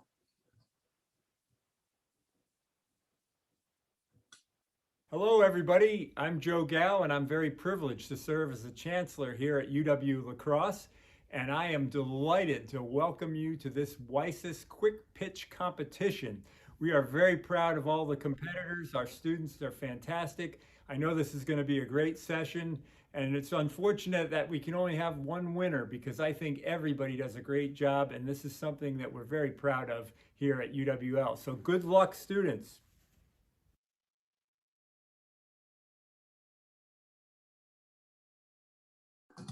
Thank you, Chancellor. Now I'll introduce our first presenter from UW-La Crosse. First, we have Morgan Alexander from Middle Childhood Early Adolescence Education, presenting on Online International Phonics Professional Development for Non-Native English Speaker Educators in Developing Nations, facilitating direct interaction between professional development and instruction. Thank you. You may begin. If all students in low-income countries left school with elementary reading skills, 171 million people would be lifted out of poverty. This statistic comes from UNESCO's Global Education Monitoring Report. Think about this. If 171 million people were lifted out of poverty, that would be a 12% cut of global poverty. Hello, my name is Morgan Alexander, and I'm a senior at UWL, studying middle childhood early adolescence education with a minor in English. My research is focused on developing a series of professional development sessions for educators in developing nations. In 2019, I traveled to Narayanpur, Nepal to perform education evaluations with a nonprofit group called Open World Cause. While there, I observed classrooms and I observed practices that were proven to be unsuccessful in ELL instruction. Such practices include rote memorization, code switching, and whole language instruction. I also observed a clear lack of phonics instruction. And for those of you who don't know, phonics instruction is a method of teaching that connects spoken sound to written symbols in a way that's predictable and systematic. During professional developments in country, I noticed that educators were hesitant to try and pronounce English letter sounds, which is a huge part of phonics instruction. During these PDs, I would do activities with them that modeled phonics activities. Such activities were like holding up cards with alphabet letter on it, and I would say a, and we would talk about the different letters the sounds that letters made. And the educators were nervous about this. I don't know if it was because it felt silly or it was just uncomfortable, unnatural, but either way, I modeled these different activities for them. And then I gave them the opportunity to use these in their classroom with my guidance or with my assistance. So that gave them a chance to practice what they were learning as they were learning it. I also noticed a disconnect between their English language confidence and their confidence in English language instruction. Later, to gain further insight, I surveyed the non-native English speaker educators, and this helped me to confirm the disconnect that I had observed in country. Building off a model that Open World Cause is already using, my goal is to develop a series of professional development sessions that are available to these educators online and are accessible to them.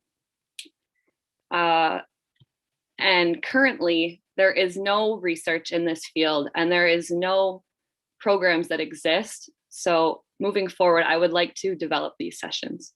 Thank you. Thank you, Morgan. Are there any questions from the judges? Yes, so I was a K-12 educator for 8 years, so this is like amazing to me. My question is, are there any other things to consider outside of just how a teacher provide instruction, like any environmental things to consider? Because I've visited schools in other countries, and some are a lot different than schools in the US. So are there environmental factors that you considered in regards to this instruction and training? So in the schools that I was in Nepal, they had frequent power outages. So being able to have, we had devices for them. They had iPads that were donated to them through the nonprofit organization. And these iPads had resources downloaded on them that they didn't require internet and they didn't require frequent charging or anything like that. So outside of that, just being able to have them print off materials or be able to make their own materials that are just easily accessible to anybody, paper and pencil kind of things. So I think keeping it simple as well as making it accessible to them. Like if I were to show a video to you online that showed you an activity, being able to see that video and being able to replicate it in your own classroom, I think that's really important. Thank you. Yeah, thank you. Hi, Morgan. My current role is the Interim Director of International Education and Engagement, and I was having a similar conversation this morning.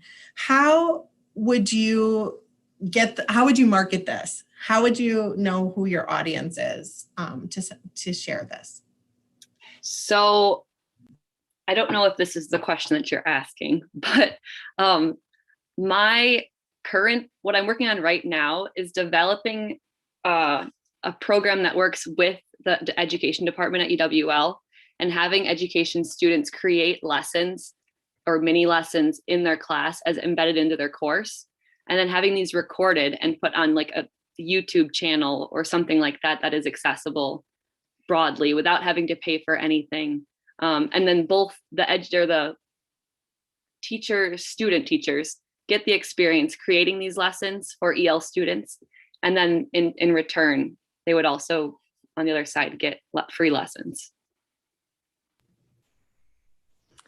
Morgan, I'm going to piggyback on Carolyn's question. And I wanted to ask, it sounds like you were involved with an organization that you worked with when you went to some of these other countries.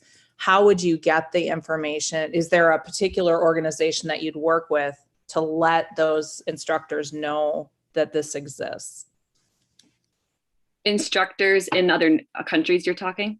Correct. Yeah, so Open World Cause, it's about an organization that's about 10 years old, and their focus is on bringing classrooms in the US to classrooms in other countries, and they have connections in, I think, 10 countries now. So they have those established relationships with schools. And so my other hope is that just by word of mouth, these rural schools will reach out to other rural schools getting these resources, and we'll be able to see the success there. Great, thank you. Thank you. Thank you, Morgan. Okay. Now moving on to Jenna Hayes from Biochemistry, presenting on curcumin and curcumin derivatives inhibit activation of the lytic cycle of Epstein-Barr virus. Thank you. You may begin. Hi, I'm Jenna, and I work in a lab with the Epstein-Barr virus. So what is the Epstein-Barr virus? If you have ever had mononucleosis or mono, then you've been infected with the Epstein-Barr virus. And in fact, about 95% of the population has. It's very common. However, Epstein-Barr virus, or EBV, is also associated with different cancers. So carcinomas of the ear, nose, and throat, gastrointestinal system, and various lymphomas. So what our lab works on is we are focusing on the life cycle of the Epstein-Barr virus. So we are looking at different ways to turn on, activate, or turn off or inhibit the life cycle of the Epstein-Barr virus. So preventing it from actively replicating and making new copies of the virus. So we know of a couple of drugs that do activate, and we know of a couple of drugs that do successfully inhibit. The drug that I am currently working on is curcumin. Curcumin is the active part of turmeric, which you might be familiar with if you cook a lot, or it's been used in ancient homeopathic medicines for centuries. It's also been getting a lot more buzz lately for alleged anti-tumor, anti-inflammatory properties. But the issue with a naturally derived substance like turmeric or curcumin is purity. So if I go to a drug company and I buy a bottle of curcumin, or if you go to the grocery store and buy a turmeric supplement, there's going to be big differences in purity, concentration, and structure. So to mitigate this issue, we have been working in collaboration with another lab. and they have synthesized for us a pure curcumin structure, so we know exactly what it is. We have already started some tests, and we have found it has been inhibiting in our cell line, which is great. The next step is we are going to be testing some curcuminoids, which are similar structures as curcumin. There's just a few atoms that are moved around, so there's little tweaks that makes it a little bit different. This is going to allow us to pinpoint exactly what it is about curcumin that makes it inhibit the life cycle of the Epstein-Barr virus. After that, we are hoping to find a dose-dependent relationship where as we decrease the concentration of drug, we're hoping to see a decrease in the level of inhibition as well. We've also started those experiments, and we've been getting very good data so far. So why do we care about this life cycle? Well, the more that we know about the mechanism of the Epstein-Barr virus, the better equipped we're going to be to make new treatments, cures, or possibly preventions for all of the different diseases and cancers that are associated with EBV.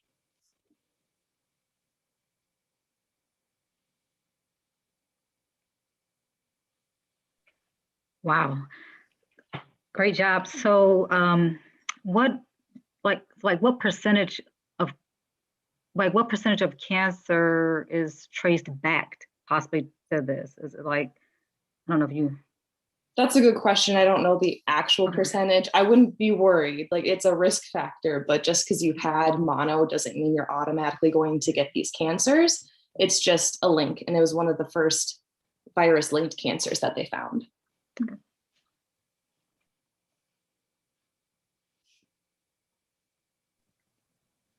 Thank you. Other questions from the judges? Great job. Thank you. Great. Thank you. Thank you, Jenna. So unfortunately, it looks like our the next two students that we had presenting are unable to join us tonight. So we'll just move right along to Cullen Shull. So Cullen Shull is from Biochemistry, Biology, and Biomedical Sciences, presenting on a new approach to asymmetric curcuminoids, solvent-free synthesis, and computational modeling. All right, you may begin. According to the ExpressWire, the curcumin worldwide market was worth $130 million in 2019 and is projected to grow. My name is Cullen Shull. I'm a senior at the University of Wisconsin-La Crosse, and my project is on the synthesis and computational analysis of asymmetric curcuminoids. My project has the potential to provide a series of wonder drugs with compounds with a large range of biological properties. We're talking about compounds that can fight cancer, prevent bacterial growth, alter aging, and even, as you've heard just previously, inhibit viruses. Now, the roots of my work go back to the use of turmeric, which is a common spice from India. Now, this spice has been associated with miraculous medicinal benefits for centuries. Now, more recently, they've isolated the compound curcumin from turmeric and have determined that it's primarily responsible for these needed medicinal properties. Now, curcumin is a symmetric molecule, so it has a central piece with two sidearms. And now the central piece is responsible for that bioactivity, and the sidearms are responsible for solubility. Now, unfortunately, with natural curcumin, there are three major issues with pharmaceutical development. The first one is low purity. The second is high cost, and the third is limited water solubility. In my project, I developed improved curcuminoids. Now, curcuminoids are structural analogs of curcumin, so they're very similar in structure. And instead, I induce asymmetry at that central piece, and then I'm starting to modify the sidearms to that molecule to modulate the properties. Now, my work consists of two equally important parts. The first is the design of structures using computers, and the second is in-lab production. Now, this innovative approach gives me information about my molecules before I touch them in the lab. And when I get into lab, it's also unique because we employ a microwave energy source, a neat procedure, and a one-pot approach. So why does this matter? I've been able to produce products with over 99% purity. I've used minimal chemicals with one step, and I do not waste time on failed syntheses as I use my computational data for support. Now, with these modifications, I've been able to synthesize powerful molecules, which used to take days into minutes. It used to take a plethora of compounds and chemicals, and now it uses very few. So it's a faster, more environmentally friendly way to synthesize curcuminoids, and it maintains those desired biological activities. Now, how do we know this? We have collaborators in both the microbiology and biochemistry departments at the University of Wisconsin-La Crosse and their preliminary results demonstrate these desired biological activities. One day, I hope to improve the bioactivity, accessibility, and pharmaceutical potential for curcuminoids to make them a staple drug for health. Thank you. Cullen, that was great. Thank you so much. I have a couple of questions. One, I wonder if you and Jenna could work together maybe on this project. We do. We do. Actually, we're collaborators. Yeah. So we both work for the labs that collaborate. Great. And thank you. And I also wonder, once you collect this information, what is your plan for sharing your findings? Either publish or a patent. So then everyone has an accessible way to, a simple way to make them. So hopefully reduce the costs too. So everyone can use them and test them and actually find their true properties and the best stuff for them. Great. Thank you. Yeah. Quickly, from a non-scientific standpoint here, are analogs have any downsides compared to natural ingredients, so to speak? So analogs, essentially, it's just, you can call anything an analog if you change one part of it, because then it's now an analog of that base molecule. So really, analogs give us more of a ways to explore that base structure of curcumin and actually see, well, what if we change this one thing here, one thing over here, and then test it and see if this is better for inhibition of something or health in general. So it really is just, it just broadens the scope of what this molecule is.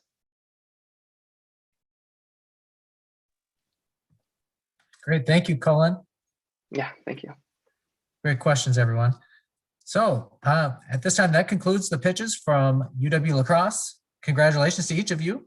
So while the judges take a moment to finalize their scores, please enjoy this brief video presentation from UW-La Crosse's undergraduate research. Are you prepared for your future after college?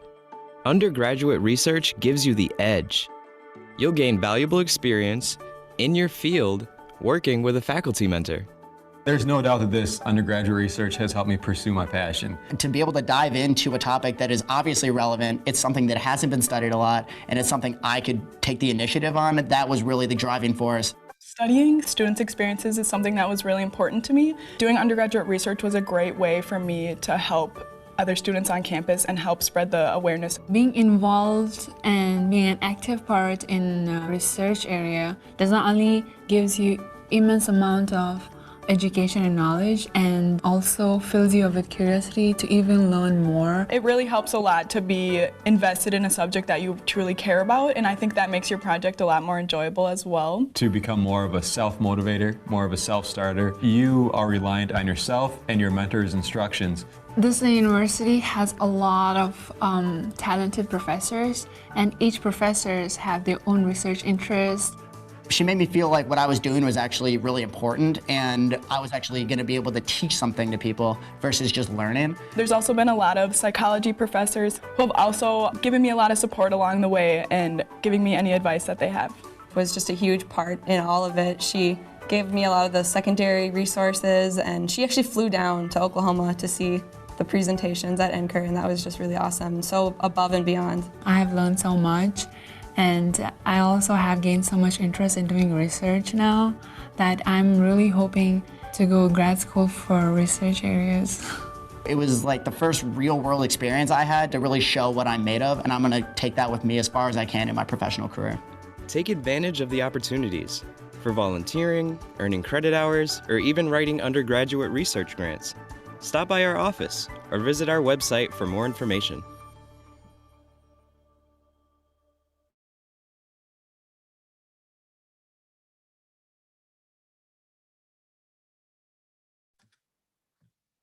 Right. Thank you. Now we will move on to the student pitches from UW Superior. So moving right along, we'll get started with the first student presenter. First, we have Mongtolga Amarsana from Economics and International Business presenting, Can US attract more international students in the future? International students make around 5.5% of the students of US colleges. These students typically pay higher tuition than domestic students, making many American universities dependent on the revenue stream. But for the past few years, number of international students to the United States have declined. My name is Muktola Amarsana, and I'm from Mongolia. I'm senior at UW-US.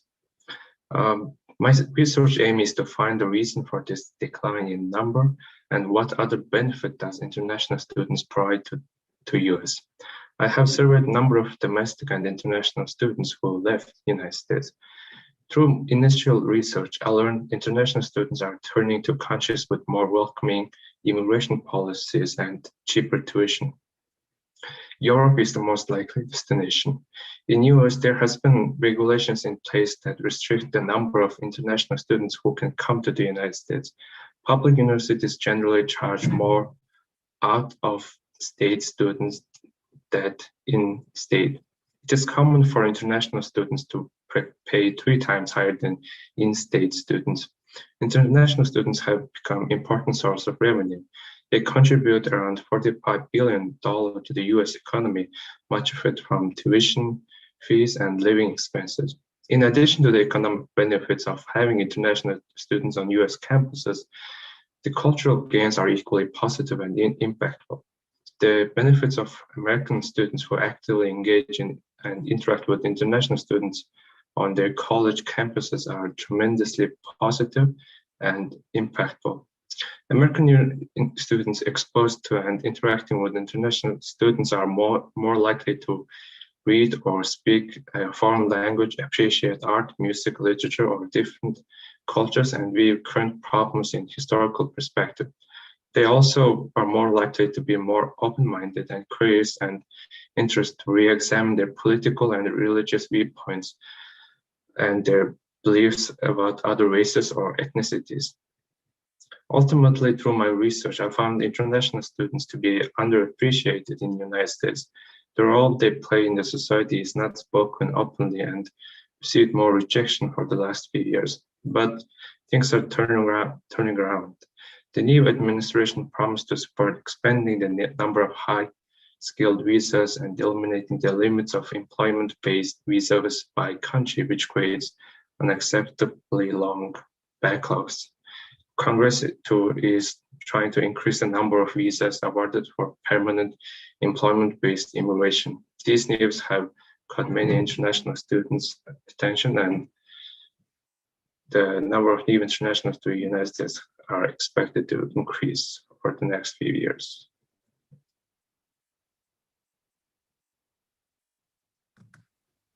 Great, thank you.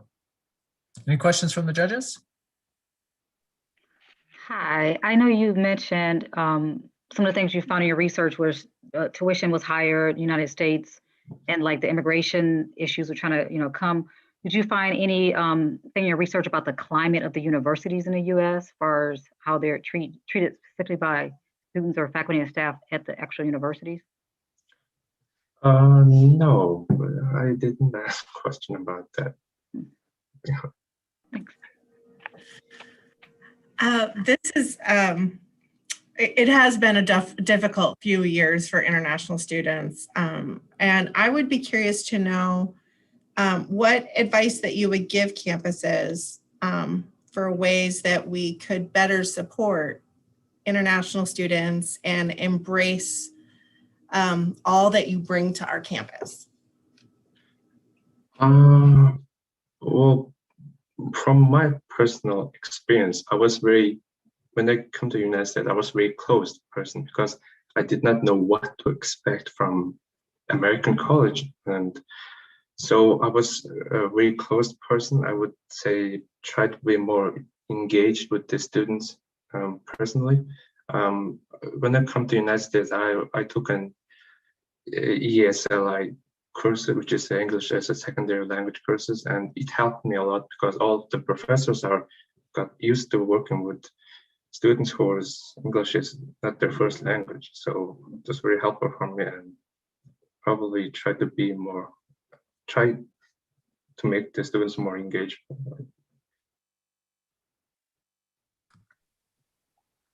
Well, first, thank you for being here. Second, do you think a decline in international students could also be attributed to our political divisions and racial injustices? That's a tough question. Honestly, no, because international students, I just can't find the words to have to answer that question. Sorry, it's not my first language, even though, you know, so I just couldn't come up with the words.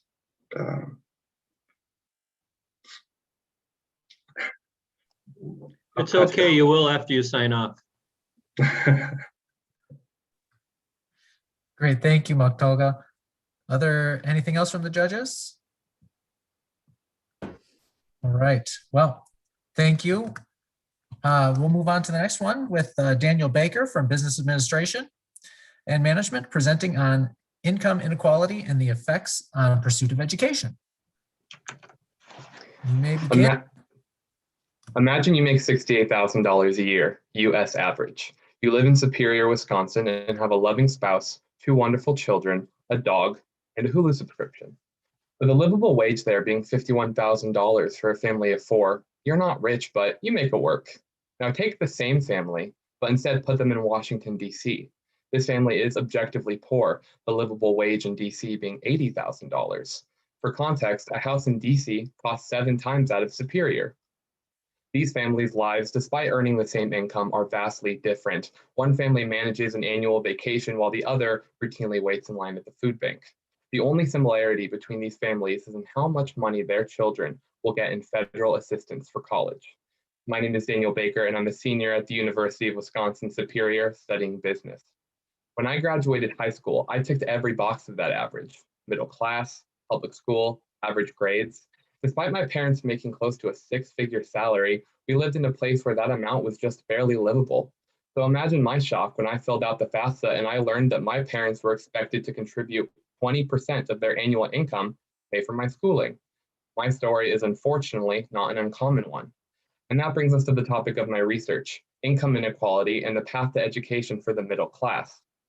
I conducted an optional survey using current American college students, asking 4 basic questions: age, social class, parents' annual income, and how they primarily paid for college. My hypothesis was a U-curve, with poor students and wealthy students receiving the most money, with middle-class students receiving the least. Throughout the results of my research, it increasingly became more and more evident that a middle-class student whose family was making close to US average income got just as much financial aid as a student whose family was making 4 times that amount. Meanwhile, identified poor and wealthy students received the most either government or family financial support. Using and expanding this research, it would be possible to construct a more sophisticated financial aid algorithm using geographic and economic data, hedging a family's income against their expected cost of living, debts, and other factors that determine fiscal flexibility. Identifying the faults within the FAFSA and understanding that families are more than just an income statistic on paper and do not all share the same resources to pay for college is an important distinction. And this would help universities and the Department of Education expand programs to make sure that all students have access to a college degree. So to the middle class students out there, do you sign yourself away into debt for the hopes of justifying an education? Or do you give up and follow the path of thousands of others across the country and slip down into the grasp of poverty? Thank you.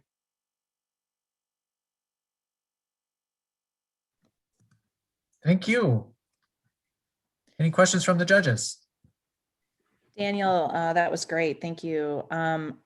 I'm curious to know what, I think I've asked this question already, but what you plan, as someone who has, been working and studying the FAFSA for 20 years, I have found it, to be incredibly black and white.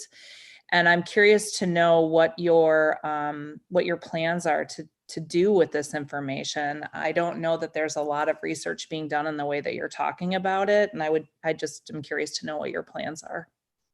So my plans for this information is, well, I'd like to publish it. Unfortunately, this is an educational issue, but it's also a political one.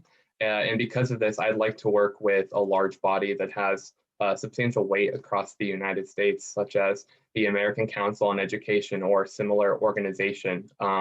Also, I am using the research that I conducted as a sort of proof of concept to conduct a hopefully larger, more statewide individual state and geographically accurate research survey. So really to figure out, how much families across the U.S., how much they're making, but also what are their expenses from cost of living to death or other associated things. Very good. Thank you, Daniel. All right, next we will have Kurumi Kano from Economics and Business Management, presenting on impact of COVID-19 on the bond markets. You may begin. How many people would invest their money or stimulus check in the stock market when the pandemic of COVID-19 hit? Would you spend more money to buy some shares from GameStop now? There is a strategy, and it is important to make the right decision to protect yourself from such a pandemic. Hi, my name is Kurumi Kano. I am studying economics and business management at UW-Whitewater. Since the outbreak of the COVID-19 pandemic, stock markets around the world have experienced unprecedented declines amid high uncertainty. That being said, during COVID, the economy was likely to be worse than the financial crisis. The S&P 500 lost 20% during the quarter, and it was worse since 2008. On top of that, it was predicting that growth would shrink 2.8% in 2020 compared to a 1.7 drop in 2009. However, the central bank took a proactive response by pushing the interest rate near zero, with markets convinced that there is a little chance that rates will rise in foreseeable future. Price of long-lived assets such as houses, art, gold, and even Bitcoin have all been driven upward. Also, there are some other reasons why stocks are still rising during the pandemic of COVID. The stimulus for households and businesses, and extension of enhancing unemployment benefits, and more lending to small businesses are expected to be dealt with. And also the medical news, especially the positive news on vaccine development and other treatments appeared.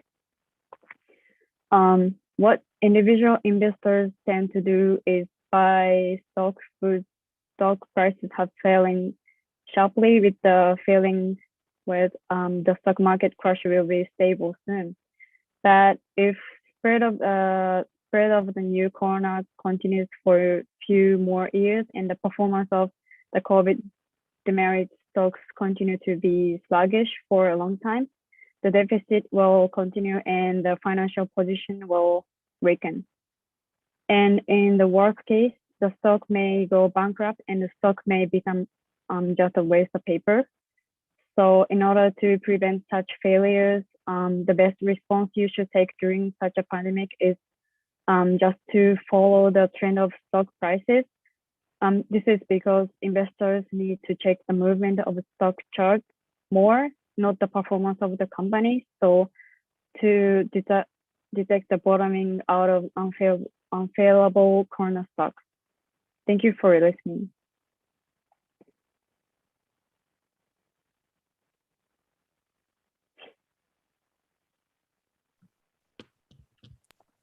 Thank you. Any questions? Well, I imagine some stocks went up during the pandemic. So do you have any knowledge about why some stocks may have went up during the pandemic? Like as I said, like during COVID, like there was still yeah, like good. I don't know how to say. Maybe like the positive news on like new stock, and then like I saw like some company like PE ratio was like high. So like many investor like predict like there will be high like stock prices. So like they like would buy more.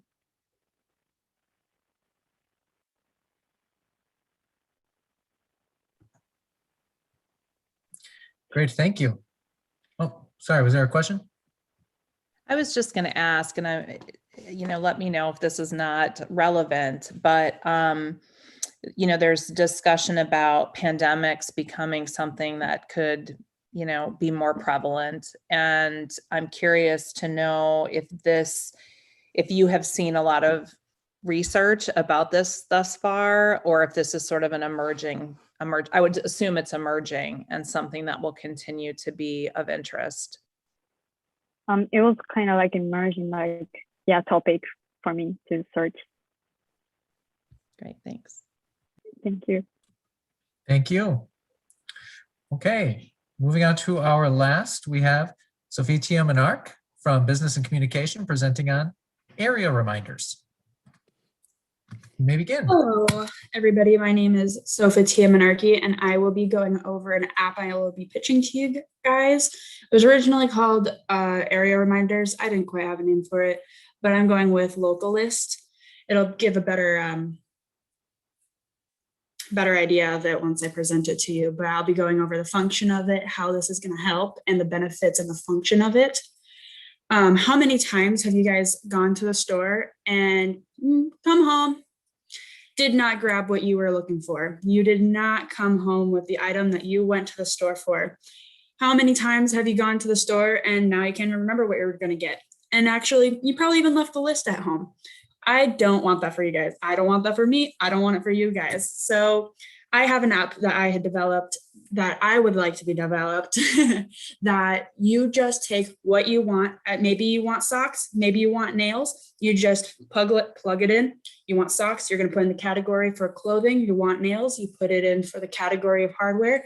And then that's it. That's all you got to do. Now you're at some store, let's say Walmart, or maybe you're at Home Depot, and now your phone will ding, ding. And now you have socks. You need to get socks. Or now you're at Home Depot, ding. You need nails. You need nails. I think this would be helpful in the sense that I have a father who was in the military for 20 years, and he has gotten a TBI because of the work that he did. He has short-term memory loss now, and he'll write down the list. Super awesome. He's got the list. Now he knows what he needs. He will not have to remember it, but now he's just left the list at home. And so now what? Both me and my mom have tried to come up with a solution for this issue because it happens far too often. And I think this would be quite beneficial. On the other hand, I have a brother who is on the autism spectrum and he gets distracted very easily. We'll be going in for computer parts. He'll start going for toys. It's like very different, not what we want. So I believe that this app would help significantly because what do these two both have in common? They always have their phone on them. And so it'd be very, very beneficial to have an app where you could just plug in, I need computer pieces. It's going to be under hardware or computer pieces. And now you're at Best Buy, you can grab your computer pieces. This is something that I've been wanting for quite a long time because I just have general forgetfulness. I forget the list. You could even plug it into your phone. Who's going to remember to look at their phone in the notes to see what you need? Who's going to remember that, oh yeah, I plugged this in like 4 months ago that I need a cat tower for my cat that's slightly smaller than the bigger one that I have. Who's going to remember that? Not me. Maybe I will. I love my cat dearly, but this is ultimately what I would like designed. The benefits are, it is super simple. You just have to plug in what you need. Your phone's going to do the rest of the work. It's going to recognize where you're at. And in the future, I would love to see that I can apply it to different stores, more bigger categories, and you can see the availability of what the item is that you're looking for when it pops up, whether it's sold out or in stock. That is what I have for you guys. Thank you so much. I need this app. So great idea. How would you get this out for people to, and what are your first steps in developing it? I would love to just, it's really hard, but also it could be quite simple. It could be as simple as just having, hey, you forgetfulness, get this app. It could be simple as I know a lot of people are into Snapchat or Instagram. It'd be super simple to get a very quick ad up that's like, hey, don't forget me, get this app. And so it'd be very easy to get that very abrupt, like, this is it, my advertisement and advertisement for my local list. So I think it'd be, and word of mouth, that's everything. People use that a lot. Okay, great. Thank you. Thank you so much. Wonderful. All right, that concludes the pitches from UW Superior. Great job, everybody. While the judges take a moment to finalize their scores, please enjoy this video promotion from UW Superior.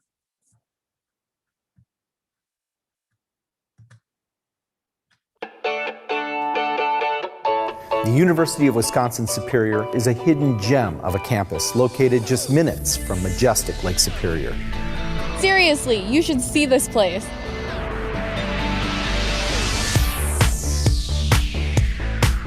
Check out the architecture.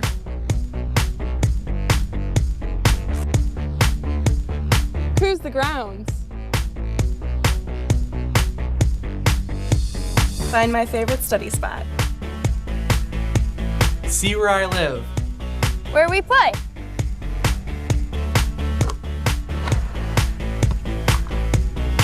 Where we perform. Come and see where I am preparing to make a real impact on people's lives. Visit a vibrant, multicultural, liberal arts university. Check out over 60 program offerings. See why we are a leader in undergraduate research. See how community partnerships lead to active learning environments. See why I love Superior.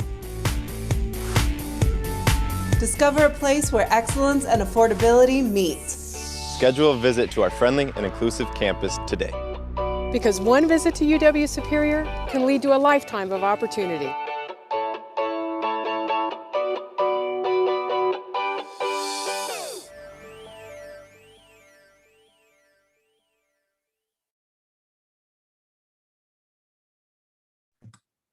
Okay, thank you. Let's see. So before we move into the student pitches from UW-Whitewater, WiSys President Arjun Sangha will be saying a few words. Thanks, Ray. I appreciate getting the opportunity to say a few words. First off, thanks to the students that have presented this evening so far. The presentations have been excellent, really well done. And thanks to everyone here cheering on these great researchers. Really impressive programs and activities. But before we move on to the presentations from the UW-Whitewater students, we'd like to take a moment to recognize the winner of last year's WiSys Quick Pitch State Final, Purcell Pearson. It was with tremendous sadness that we learned about his tragic passing last month. It's clear from the reaction to the loss that he was a well-loved young man and with a great deal of potential. Please join me in a moment of silence to honor Purcell.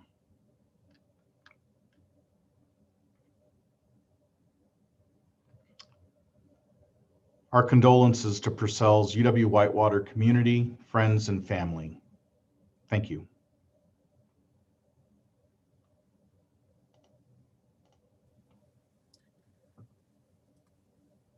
Thank you. Thank you, Arjun. All right, so before the first pitch from UW-Whitewater, we'd also like to share a welcome message from Chancellor Watson. Thank you. Greetings, I'm Dr. Dwight C. Watson, Chancellor of UW-Whitewater. Undergraduate research is ingrained in our university culture. In every discipline, from the arts to education to the sciences, our students are exploring important questions and adding to the ever-growing body of our collective knowledge. I'm so proud of our Warhawks who are participating today. Without a doubt, this will be a fascinating and exciting event. Best of luck to all of the competitors.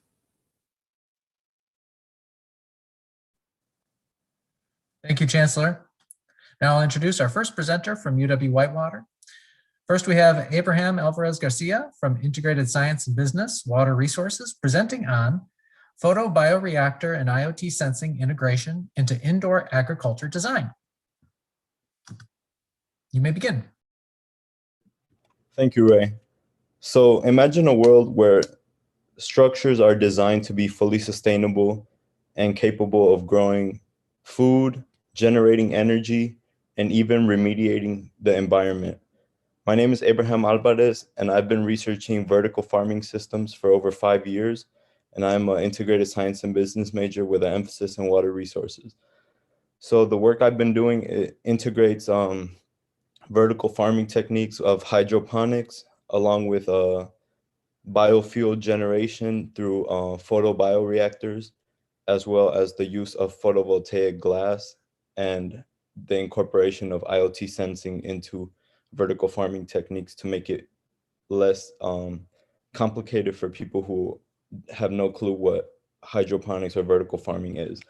So through vertical farming, it requires a lot of energy to basically grow food indoors in a controlled environment where there is no external influences. So you could basically control the temperature, the lighting, the pH, basically every environmental parameter, but it requires a lot of electricity. So that's where you take the nutrient wastewater from the hydroponic systems to grow algae. So that's the research I did last year through the McNair Scholars Program. I was growing 3 different strains of algae, and I concluded that chlorella actually can produce enough energy to possibly generate electricity for the greenhouse or vertical farming system. And right now I'm working on integrating different sensors to regulate the environmental parameters of the hydroponic system and integrate that into like a cloud-based monitoring system to basically regulate the parameters in real time and make the growing function as easy as possible for people. So basically integrating vertical farming, photovoltaic glass, which allows natural sunlight to enter and capture energy at the same time, and using algae to remediate the nutrient wastewater, as well as possibly atmospheric pollution. So by designing structures to incorporate these techniques and these components, anybody in the world can generate food, energy, and even fix our climate change problem, which has a lot to do with CO2 in the atmosphere and water pollution. So basically that's my research, and I believe it can add a lot of value to industry, education, commerce, and agriculture, and just basically sustainability all around. So yeah, thank you very much, everyone. Thank you, Abraham. Are there any questions from the judges?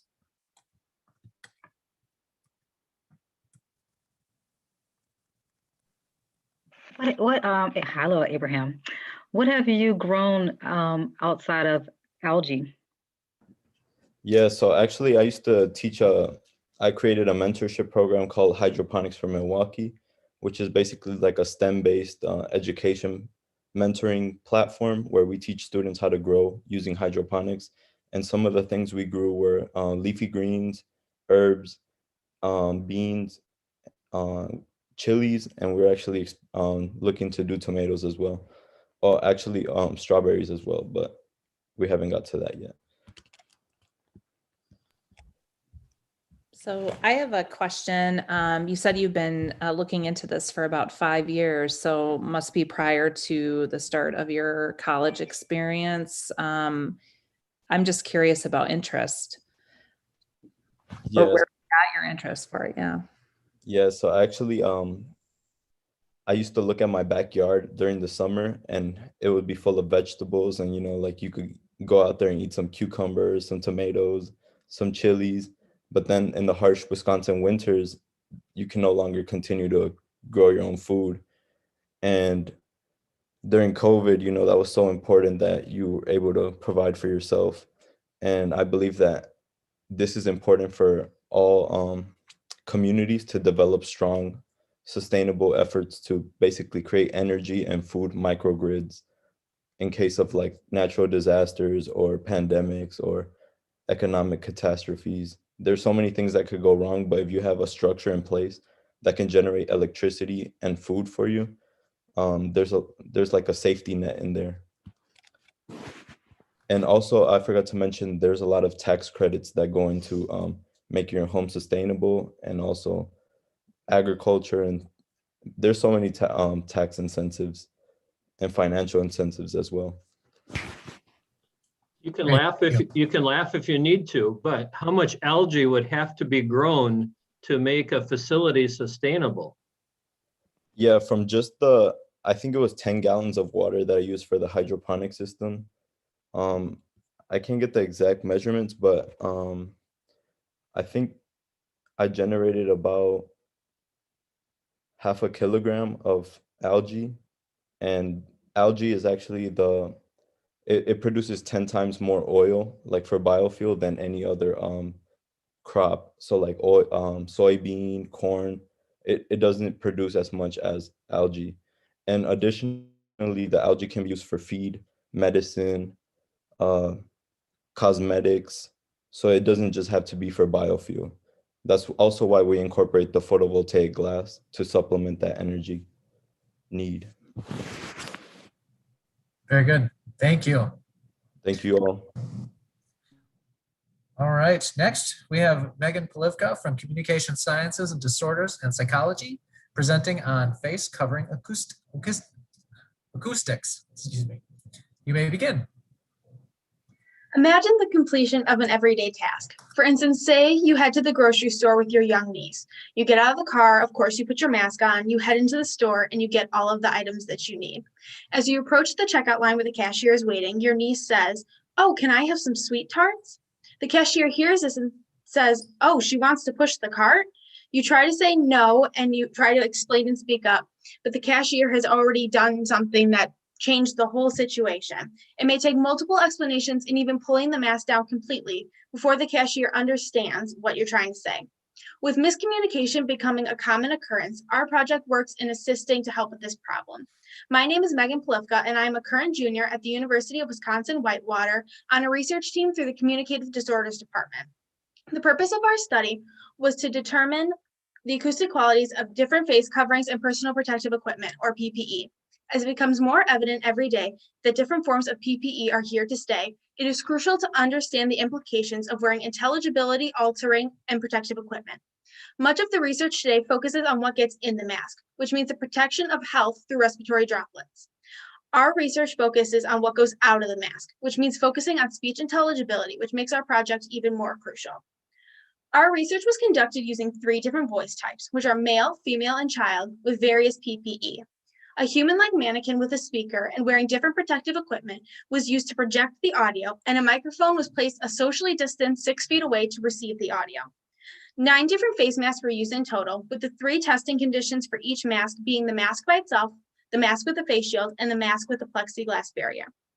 We focused on the frequencies of 2,000 and 4,000 hertz, as these are the range of frequencies most important for speech intelligibility. Our team is currently working on analyzing data samples within each mask, each voice, and an overall comparison.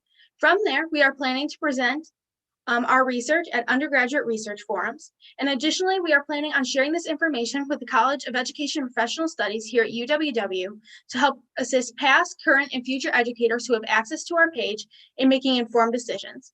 Therefore, this research is primarily important for people who are in professional settings, in management teams, and teachers and children in school settings.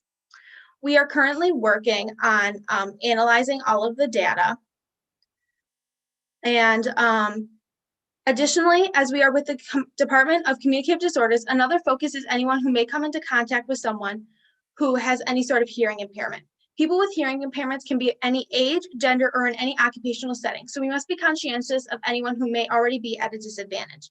PPE appears in every public setting we encounter, so spreading awareness and education about the acoustic qualities of masks and other PPE can help people make educated choices in professional settings. Thank you.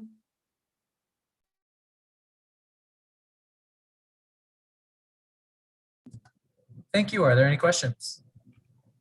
Hi, Megan.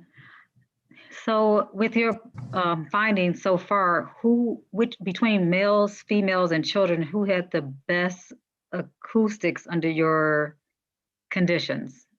in general, I guess? So what we found due to like the physics of sound is that lower frequencies tend to be less obstructed, and males have the lowest frequency of voice while children have the highest. So it's especially important for teachers who may have children with hearing impairments in their classrooms, and for students who may have peers that have any sort of hearing impairment, because children's voices and also females' voices are going to be the ones that are most impaired. Great, thank you, Megan. All right. Moving on, we'll have next Alyssa Santana from Management, presenting on the distinctiveness of marketing and fundraising to Latinx arts communities. You may begin. Oh, I think you're muted. Start that again. Sorry about that. Yeah. Growing up, I have witnessed my mother, who is an owner of a nonprofit theater company, be forced to make a multitude of sacrifices in order for her company to survive. Seeing firsthand the struggles she has faced has inclined me to further explore as to what has been causing these drawbacks. Hi, my name is Alyssa Santana, and I'm a senior at the University of Wisconsin-Whitewater, majoring in management with a minor in arts management. The sacrifices that not only my mother, but other nonprofit organizations have had to make are a result of the lack of resources and research on how to market to specific communities like the Latinx community. As this community has been looked upon as another source of revenue, many organizations simply do not know how to gain support from the community. And due to the scarcity of resources, there has been a lack of funding from organizations. These major issues have led me to conduct semi-structured interviews with foundation program officers and art administrators from museums and theater companies in an attempt to understand their distinct fundraising practices. Through these interviews, I want to discover some of the barriers and successes that these organizations face, in addition to seeing if foundations are giving their money and what they're looking for when releasing the money, and how organizations can create a sustainable flow of funding. My goal is to eventually create a development toolkit for organizations who do not have the time, resources, or staffing to hire for their marketing, fundraising, or research department. This toolkit will allow for organizations to learn how to reach the Latinx community and to market to people of color, because minorities are becoming the majority, and that is important that that is recognized by organizations. In addition, this toolkit and information will provide valuable information on research on grants, diversifying funding portfolios, creating development and marketing plans that will essentially mitigate the sacrifices and risks that these organizations would have to make. As this research explores culturally responsive practices, my hope is to foster and to discover the ideas around diverse cultural contexts to elevate, support, and change how nonprofits function for the sustainability of their futures. I strive to be an advocate for my community and to promote diversity so I can serve other organizations like my mother's that have had such a consequential impact on my life. Thank you.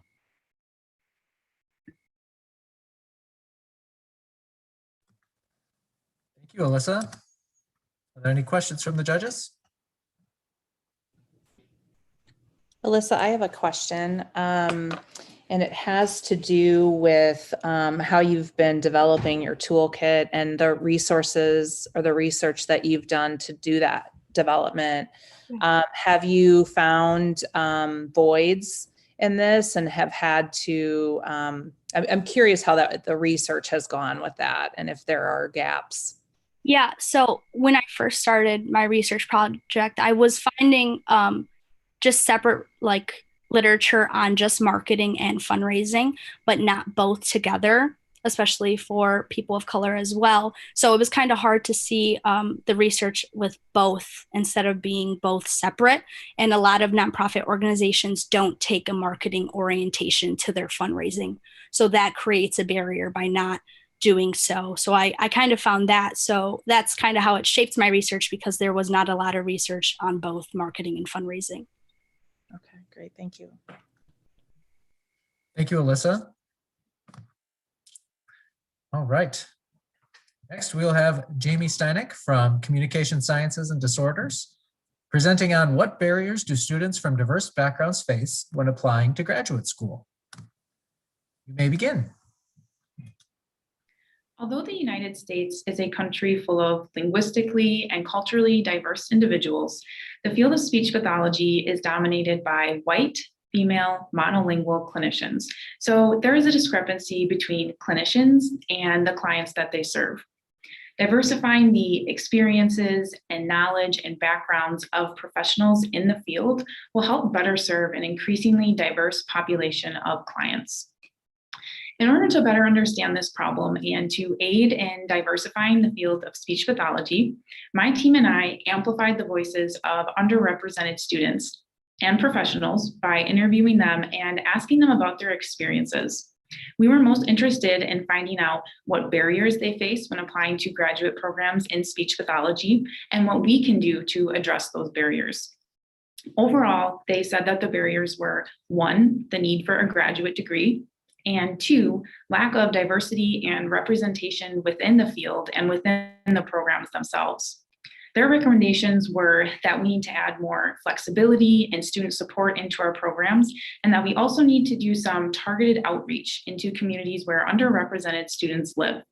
So we've taken their suggestions and we've been working on some projects. We've been doing things like updating our department page to make it more accessible. And an example of this is we've actually recently translated it into Spanish. We have been changing admission requirements so we can appeal to a broader range of individuals. And we've also been doing some marketing strategies and outreach into communities where underrepresented and diverse students and professionals might live so that we can make our field more visible to them. Although we're not able to see any measurable data about our success quite yet, we have seen some indicators of success in our efforts to spread awareness about our field and make it more visible. And this has been shown through an increase of over 50 graduate applicants to our program when we compared this year's data to last year's data. So this research, it is so important. And the reason why it's so important is because these barriers and this problem, it's not just unique to students and professionals in speech pathology. This is a problem that other higher education programs and other professions face as well. So we really hope that we can be a model and that we can start inspiring other universities and other higher education programs to start making some of the same changes that we've made. Thank you.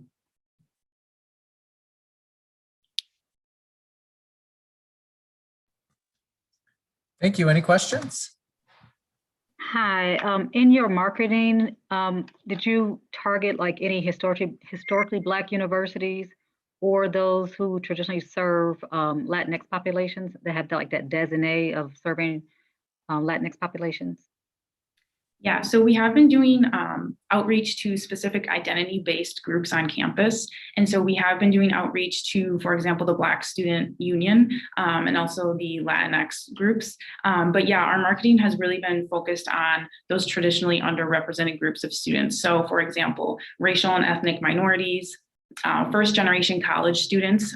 Since our profession is dominated by females, we want to get the word out to males as well, and also LGBTQ plus identifying individuals. Great, thank you, Jamie. Thank you. All right, lastly, we have Benjamin Stuckey from biochemistry presenting on gene expression of antibiotic bacteria. You may begin. I'm live. Hi. We are running out of antibiotics, and you could be standing the next big hero right now. Hello, my name is Benjamin Stuckey, and my goal is to find a new and maybe unusual antibiotic maker in the soil you stand on right now. MRSA, or methicillin-resistant Staphylococcus aureus, is a well-known bacterial infection and is responsible for more than 70,000 severe infections and 9,000 deaths per year. Taking action against such a big threat is complex. When we get a bacterial infection, we take antibiotics. But sometimes the antibiotics doesn't kill all the bad bacteria, and in turn grows immune to the antibiotic, rendering the antibiotic no longer useful against that pathogen. Bacteria, like many animals, are fierce in competition with one another. Instead of biting one another with teeth, as some predators do, bacteria make chemical compounds that ward off the competition. We must find new ways to destroy the antibiotic-resistant pathogens. I have isolated a bacteria from the soil on the UW-Whitewater campus and identified it as a pseudonomad Chlorophus. This bacteria produces an antibiotic that kills Staphylococcus, which indicates that it may be effective against MRSA. I performed a genetic analysis of T. Chlorophus and found that the bacteria has a gene cluster called NGG. This is interesting because it codes for 2 known antibiotics, but not 2 common ones, but rather Teixobactin and Bicillin. Both have been proven to be effective against Staph aureus. In a 1979 study by David Perry and E.P. Abraham at the University of Oxford, and one by the Novo Bionic Pharmaceuticals in Cambridge by Woos L. Wang and Company. This is great news. Right now, the most effective antibiotic for a staph infection is cafazolin, but as we all know, pathogens growing immune is common. I'm not saying we should jump ship and go to a different method. In fact, that's how we got into this mess in the first place. I'm saying maybe we keep this in a tucked away, and if we need to think outside the box a little bit, we can. Thank you all for listening, and have a good night. Thank you. Are there any questions for Benjamin?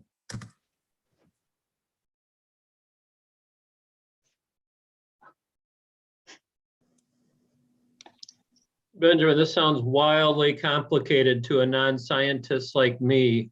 How in the world would this information get to like the pharmaceutical companies? That's a great question. So right now I'm kind of like in the middle of it. I don't know necessarily if I need to publish anything.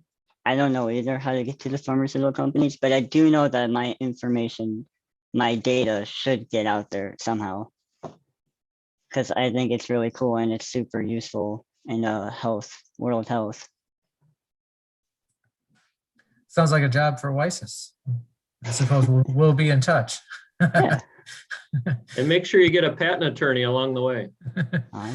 Here we are. Awesome. Thank you, Benjamin. Thank you. Well, everybody, this officially wraps up all of our pitches. So thank you and congratulations to all of our presenters today. It's been great to see all the comments throughout and all the support in the chat, and hopefully the same on YouTube as well. So a virtual round of applause for everyone today. So now we'll ask the judges to mute their audio and video, join the conference line that we have, and you can finalize your scores. So while the judges do that, you can, everyone else can please enjoy this video promotion from UW-Whitewater. More than just your GPA.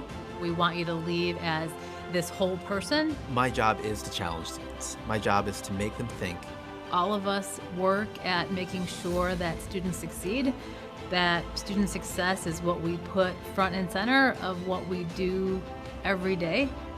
And so student success is really seeing them for who they are, what they bring to the table already, and where they want to go. Whitewater gave me a brilliant undergraduate foundation. It absolutely prepared me for my future educational endeavors in graduate school and law school and beyond. And I see that every commencement, the joy, the pride, even people I don't know walking across the stage gets me choked up. I think that's what makes UW-Whitewater a unique place, is that everyone is passionate about what they do, and that's supporting students and helping students thrive. When they graduate, it's their job to take their story and go share it with the world. I feel that as we build a community here in Whitewater and we spread out to the world, we are also building a community around the world with the same values that we develop here. So we give them those chances.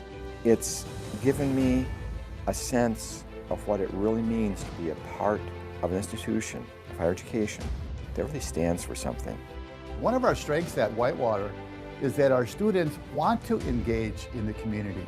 We have students who are influencing public policy, working in business, where they're working in the public sector. I think students that come out of the university embrace the possibilities of change and in fact can be agents of change. And engagement is about being there, being present in the moment, and seeing what's good and seeing what needs to change.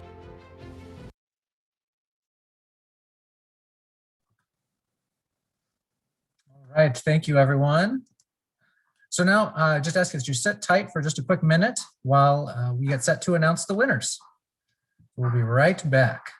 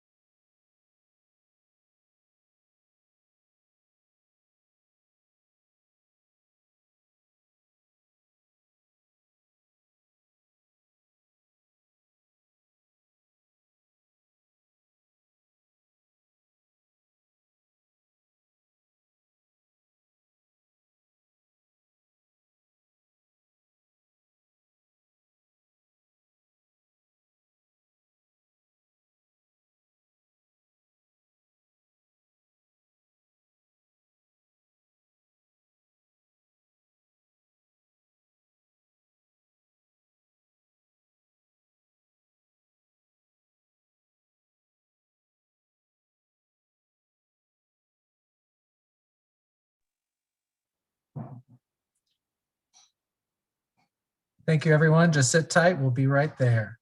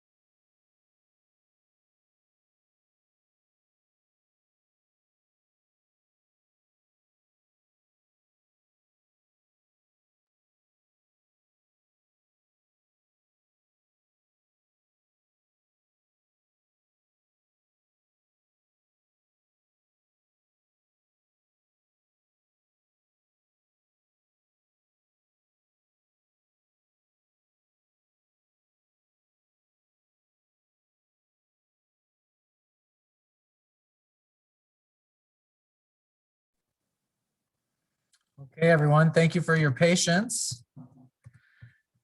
Well, so now we're back to announce the winners of the Campus Quick Pitch Showcases. The first place winners from all the campuses and categories today win a $300 cash prize, and second place winners take home a $100 cash prize, and specifically for campuses of UW, Oshkosh, and Whitewater. The first place winners today are also invited to represent their campus at this year's Quick Pitch State Final on Wednesday, May 26th. So everyone mark your calendars. As we begin, I'd like to ask the award winners to stay on after we conclude for a brief, quick smiling screenshot picture. Students, you should be prepared that if your name is called, we would ask you to turn on your video feed for a quick wave, and we'll snap a quick screenshot then as well after each campus. So the moment we've all been waiting for. So we'll start with UW-Oshkosh and the Science and Technology category. Second place goes to Michaela Can. Hey, great, thank you, congratulations. First place for UW-Oshkosh in the Science and Technology category is Brianna Roberts. All right. Congratulations. All right. So now we'll announce the winners for the Social Science and Humanities category at UW-Oshkosh. Now, second place in this category goes to Raiden Montero. Unfortunately, he had to step away and can't join us. Oh, no, he's back. Wonderful. Thank you. Glad you made it. Congratulations. And first place at UW-Oshkosh for the Social Sciences and Humanities category is Julia Thompson. Great, congratulations. Could the winners from UW-Oshkosh come on for just a quick minute? Turn on your video feed and we'll snap a quick campus picture. Let's see, let me turn off mine. Great, thank you. All right. Now moving on to UW-La Crosse. I'd like to announce the first place winner at UW-La Crosse is Cullen Shull.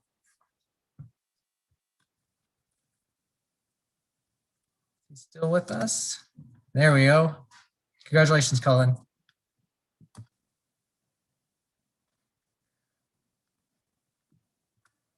Next, I'll announce the winner at UW-Superior. This year's Quick Pitch winner from UW-Superior is Daniel Baker. Congratulations.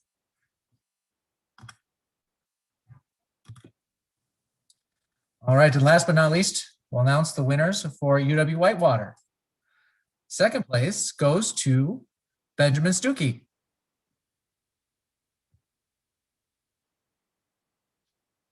Congratulations. And first place at UW-Whitewater is Alyssa Santana. Thank you. Alyssa and Benjamin, could you come on for a second just to take a quick screen video or a screen picture? Great. Thank you. All right, everyone. So that concludes our WiSys Quick Pitch March Showcase. Congratulations to all the students who participated today and also today's campus winner. Thank you to all of our panels of judges. We really appreciate all your time and sticking it out with us through this whole thing. And especially thank you to our campus research partners for supporting this activity and all the staff and faculty members who guided their students through this program. Again, that's your help was immeasurable. And thank you to the WiSys staff for all your part in making this event happen. And thank you especially to all the attendees who supported your students and all the campuses today. So join us again in April, featuring UW Green Bay, UW Eau Claire, UW River Falls, and UW Parkside on April 7th. And then again on May 5th for UW Platteville, UW Stevens Point, and UW Stout. And lastly, the WiSys Quick Pitch Day Final will be on Wednesday, May 26th. See you then and have a great night. award winners. If you could just stay on for a quick minute and we'll take a great big picture of all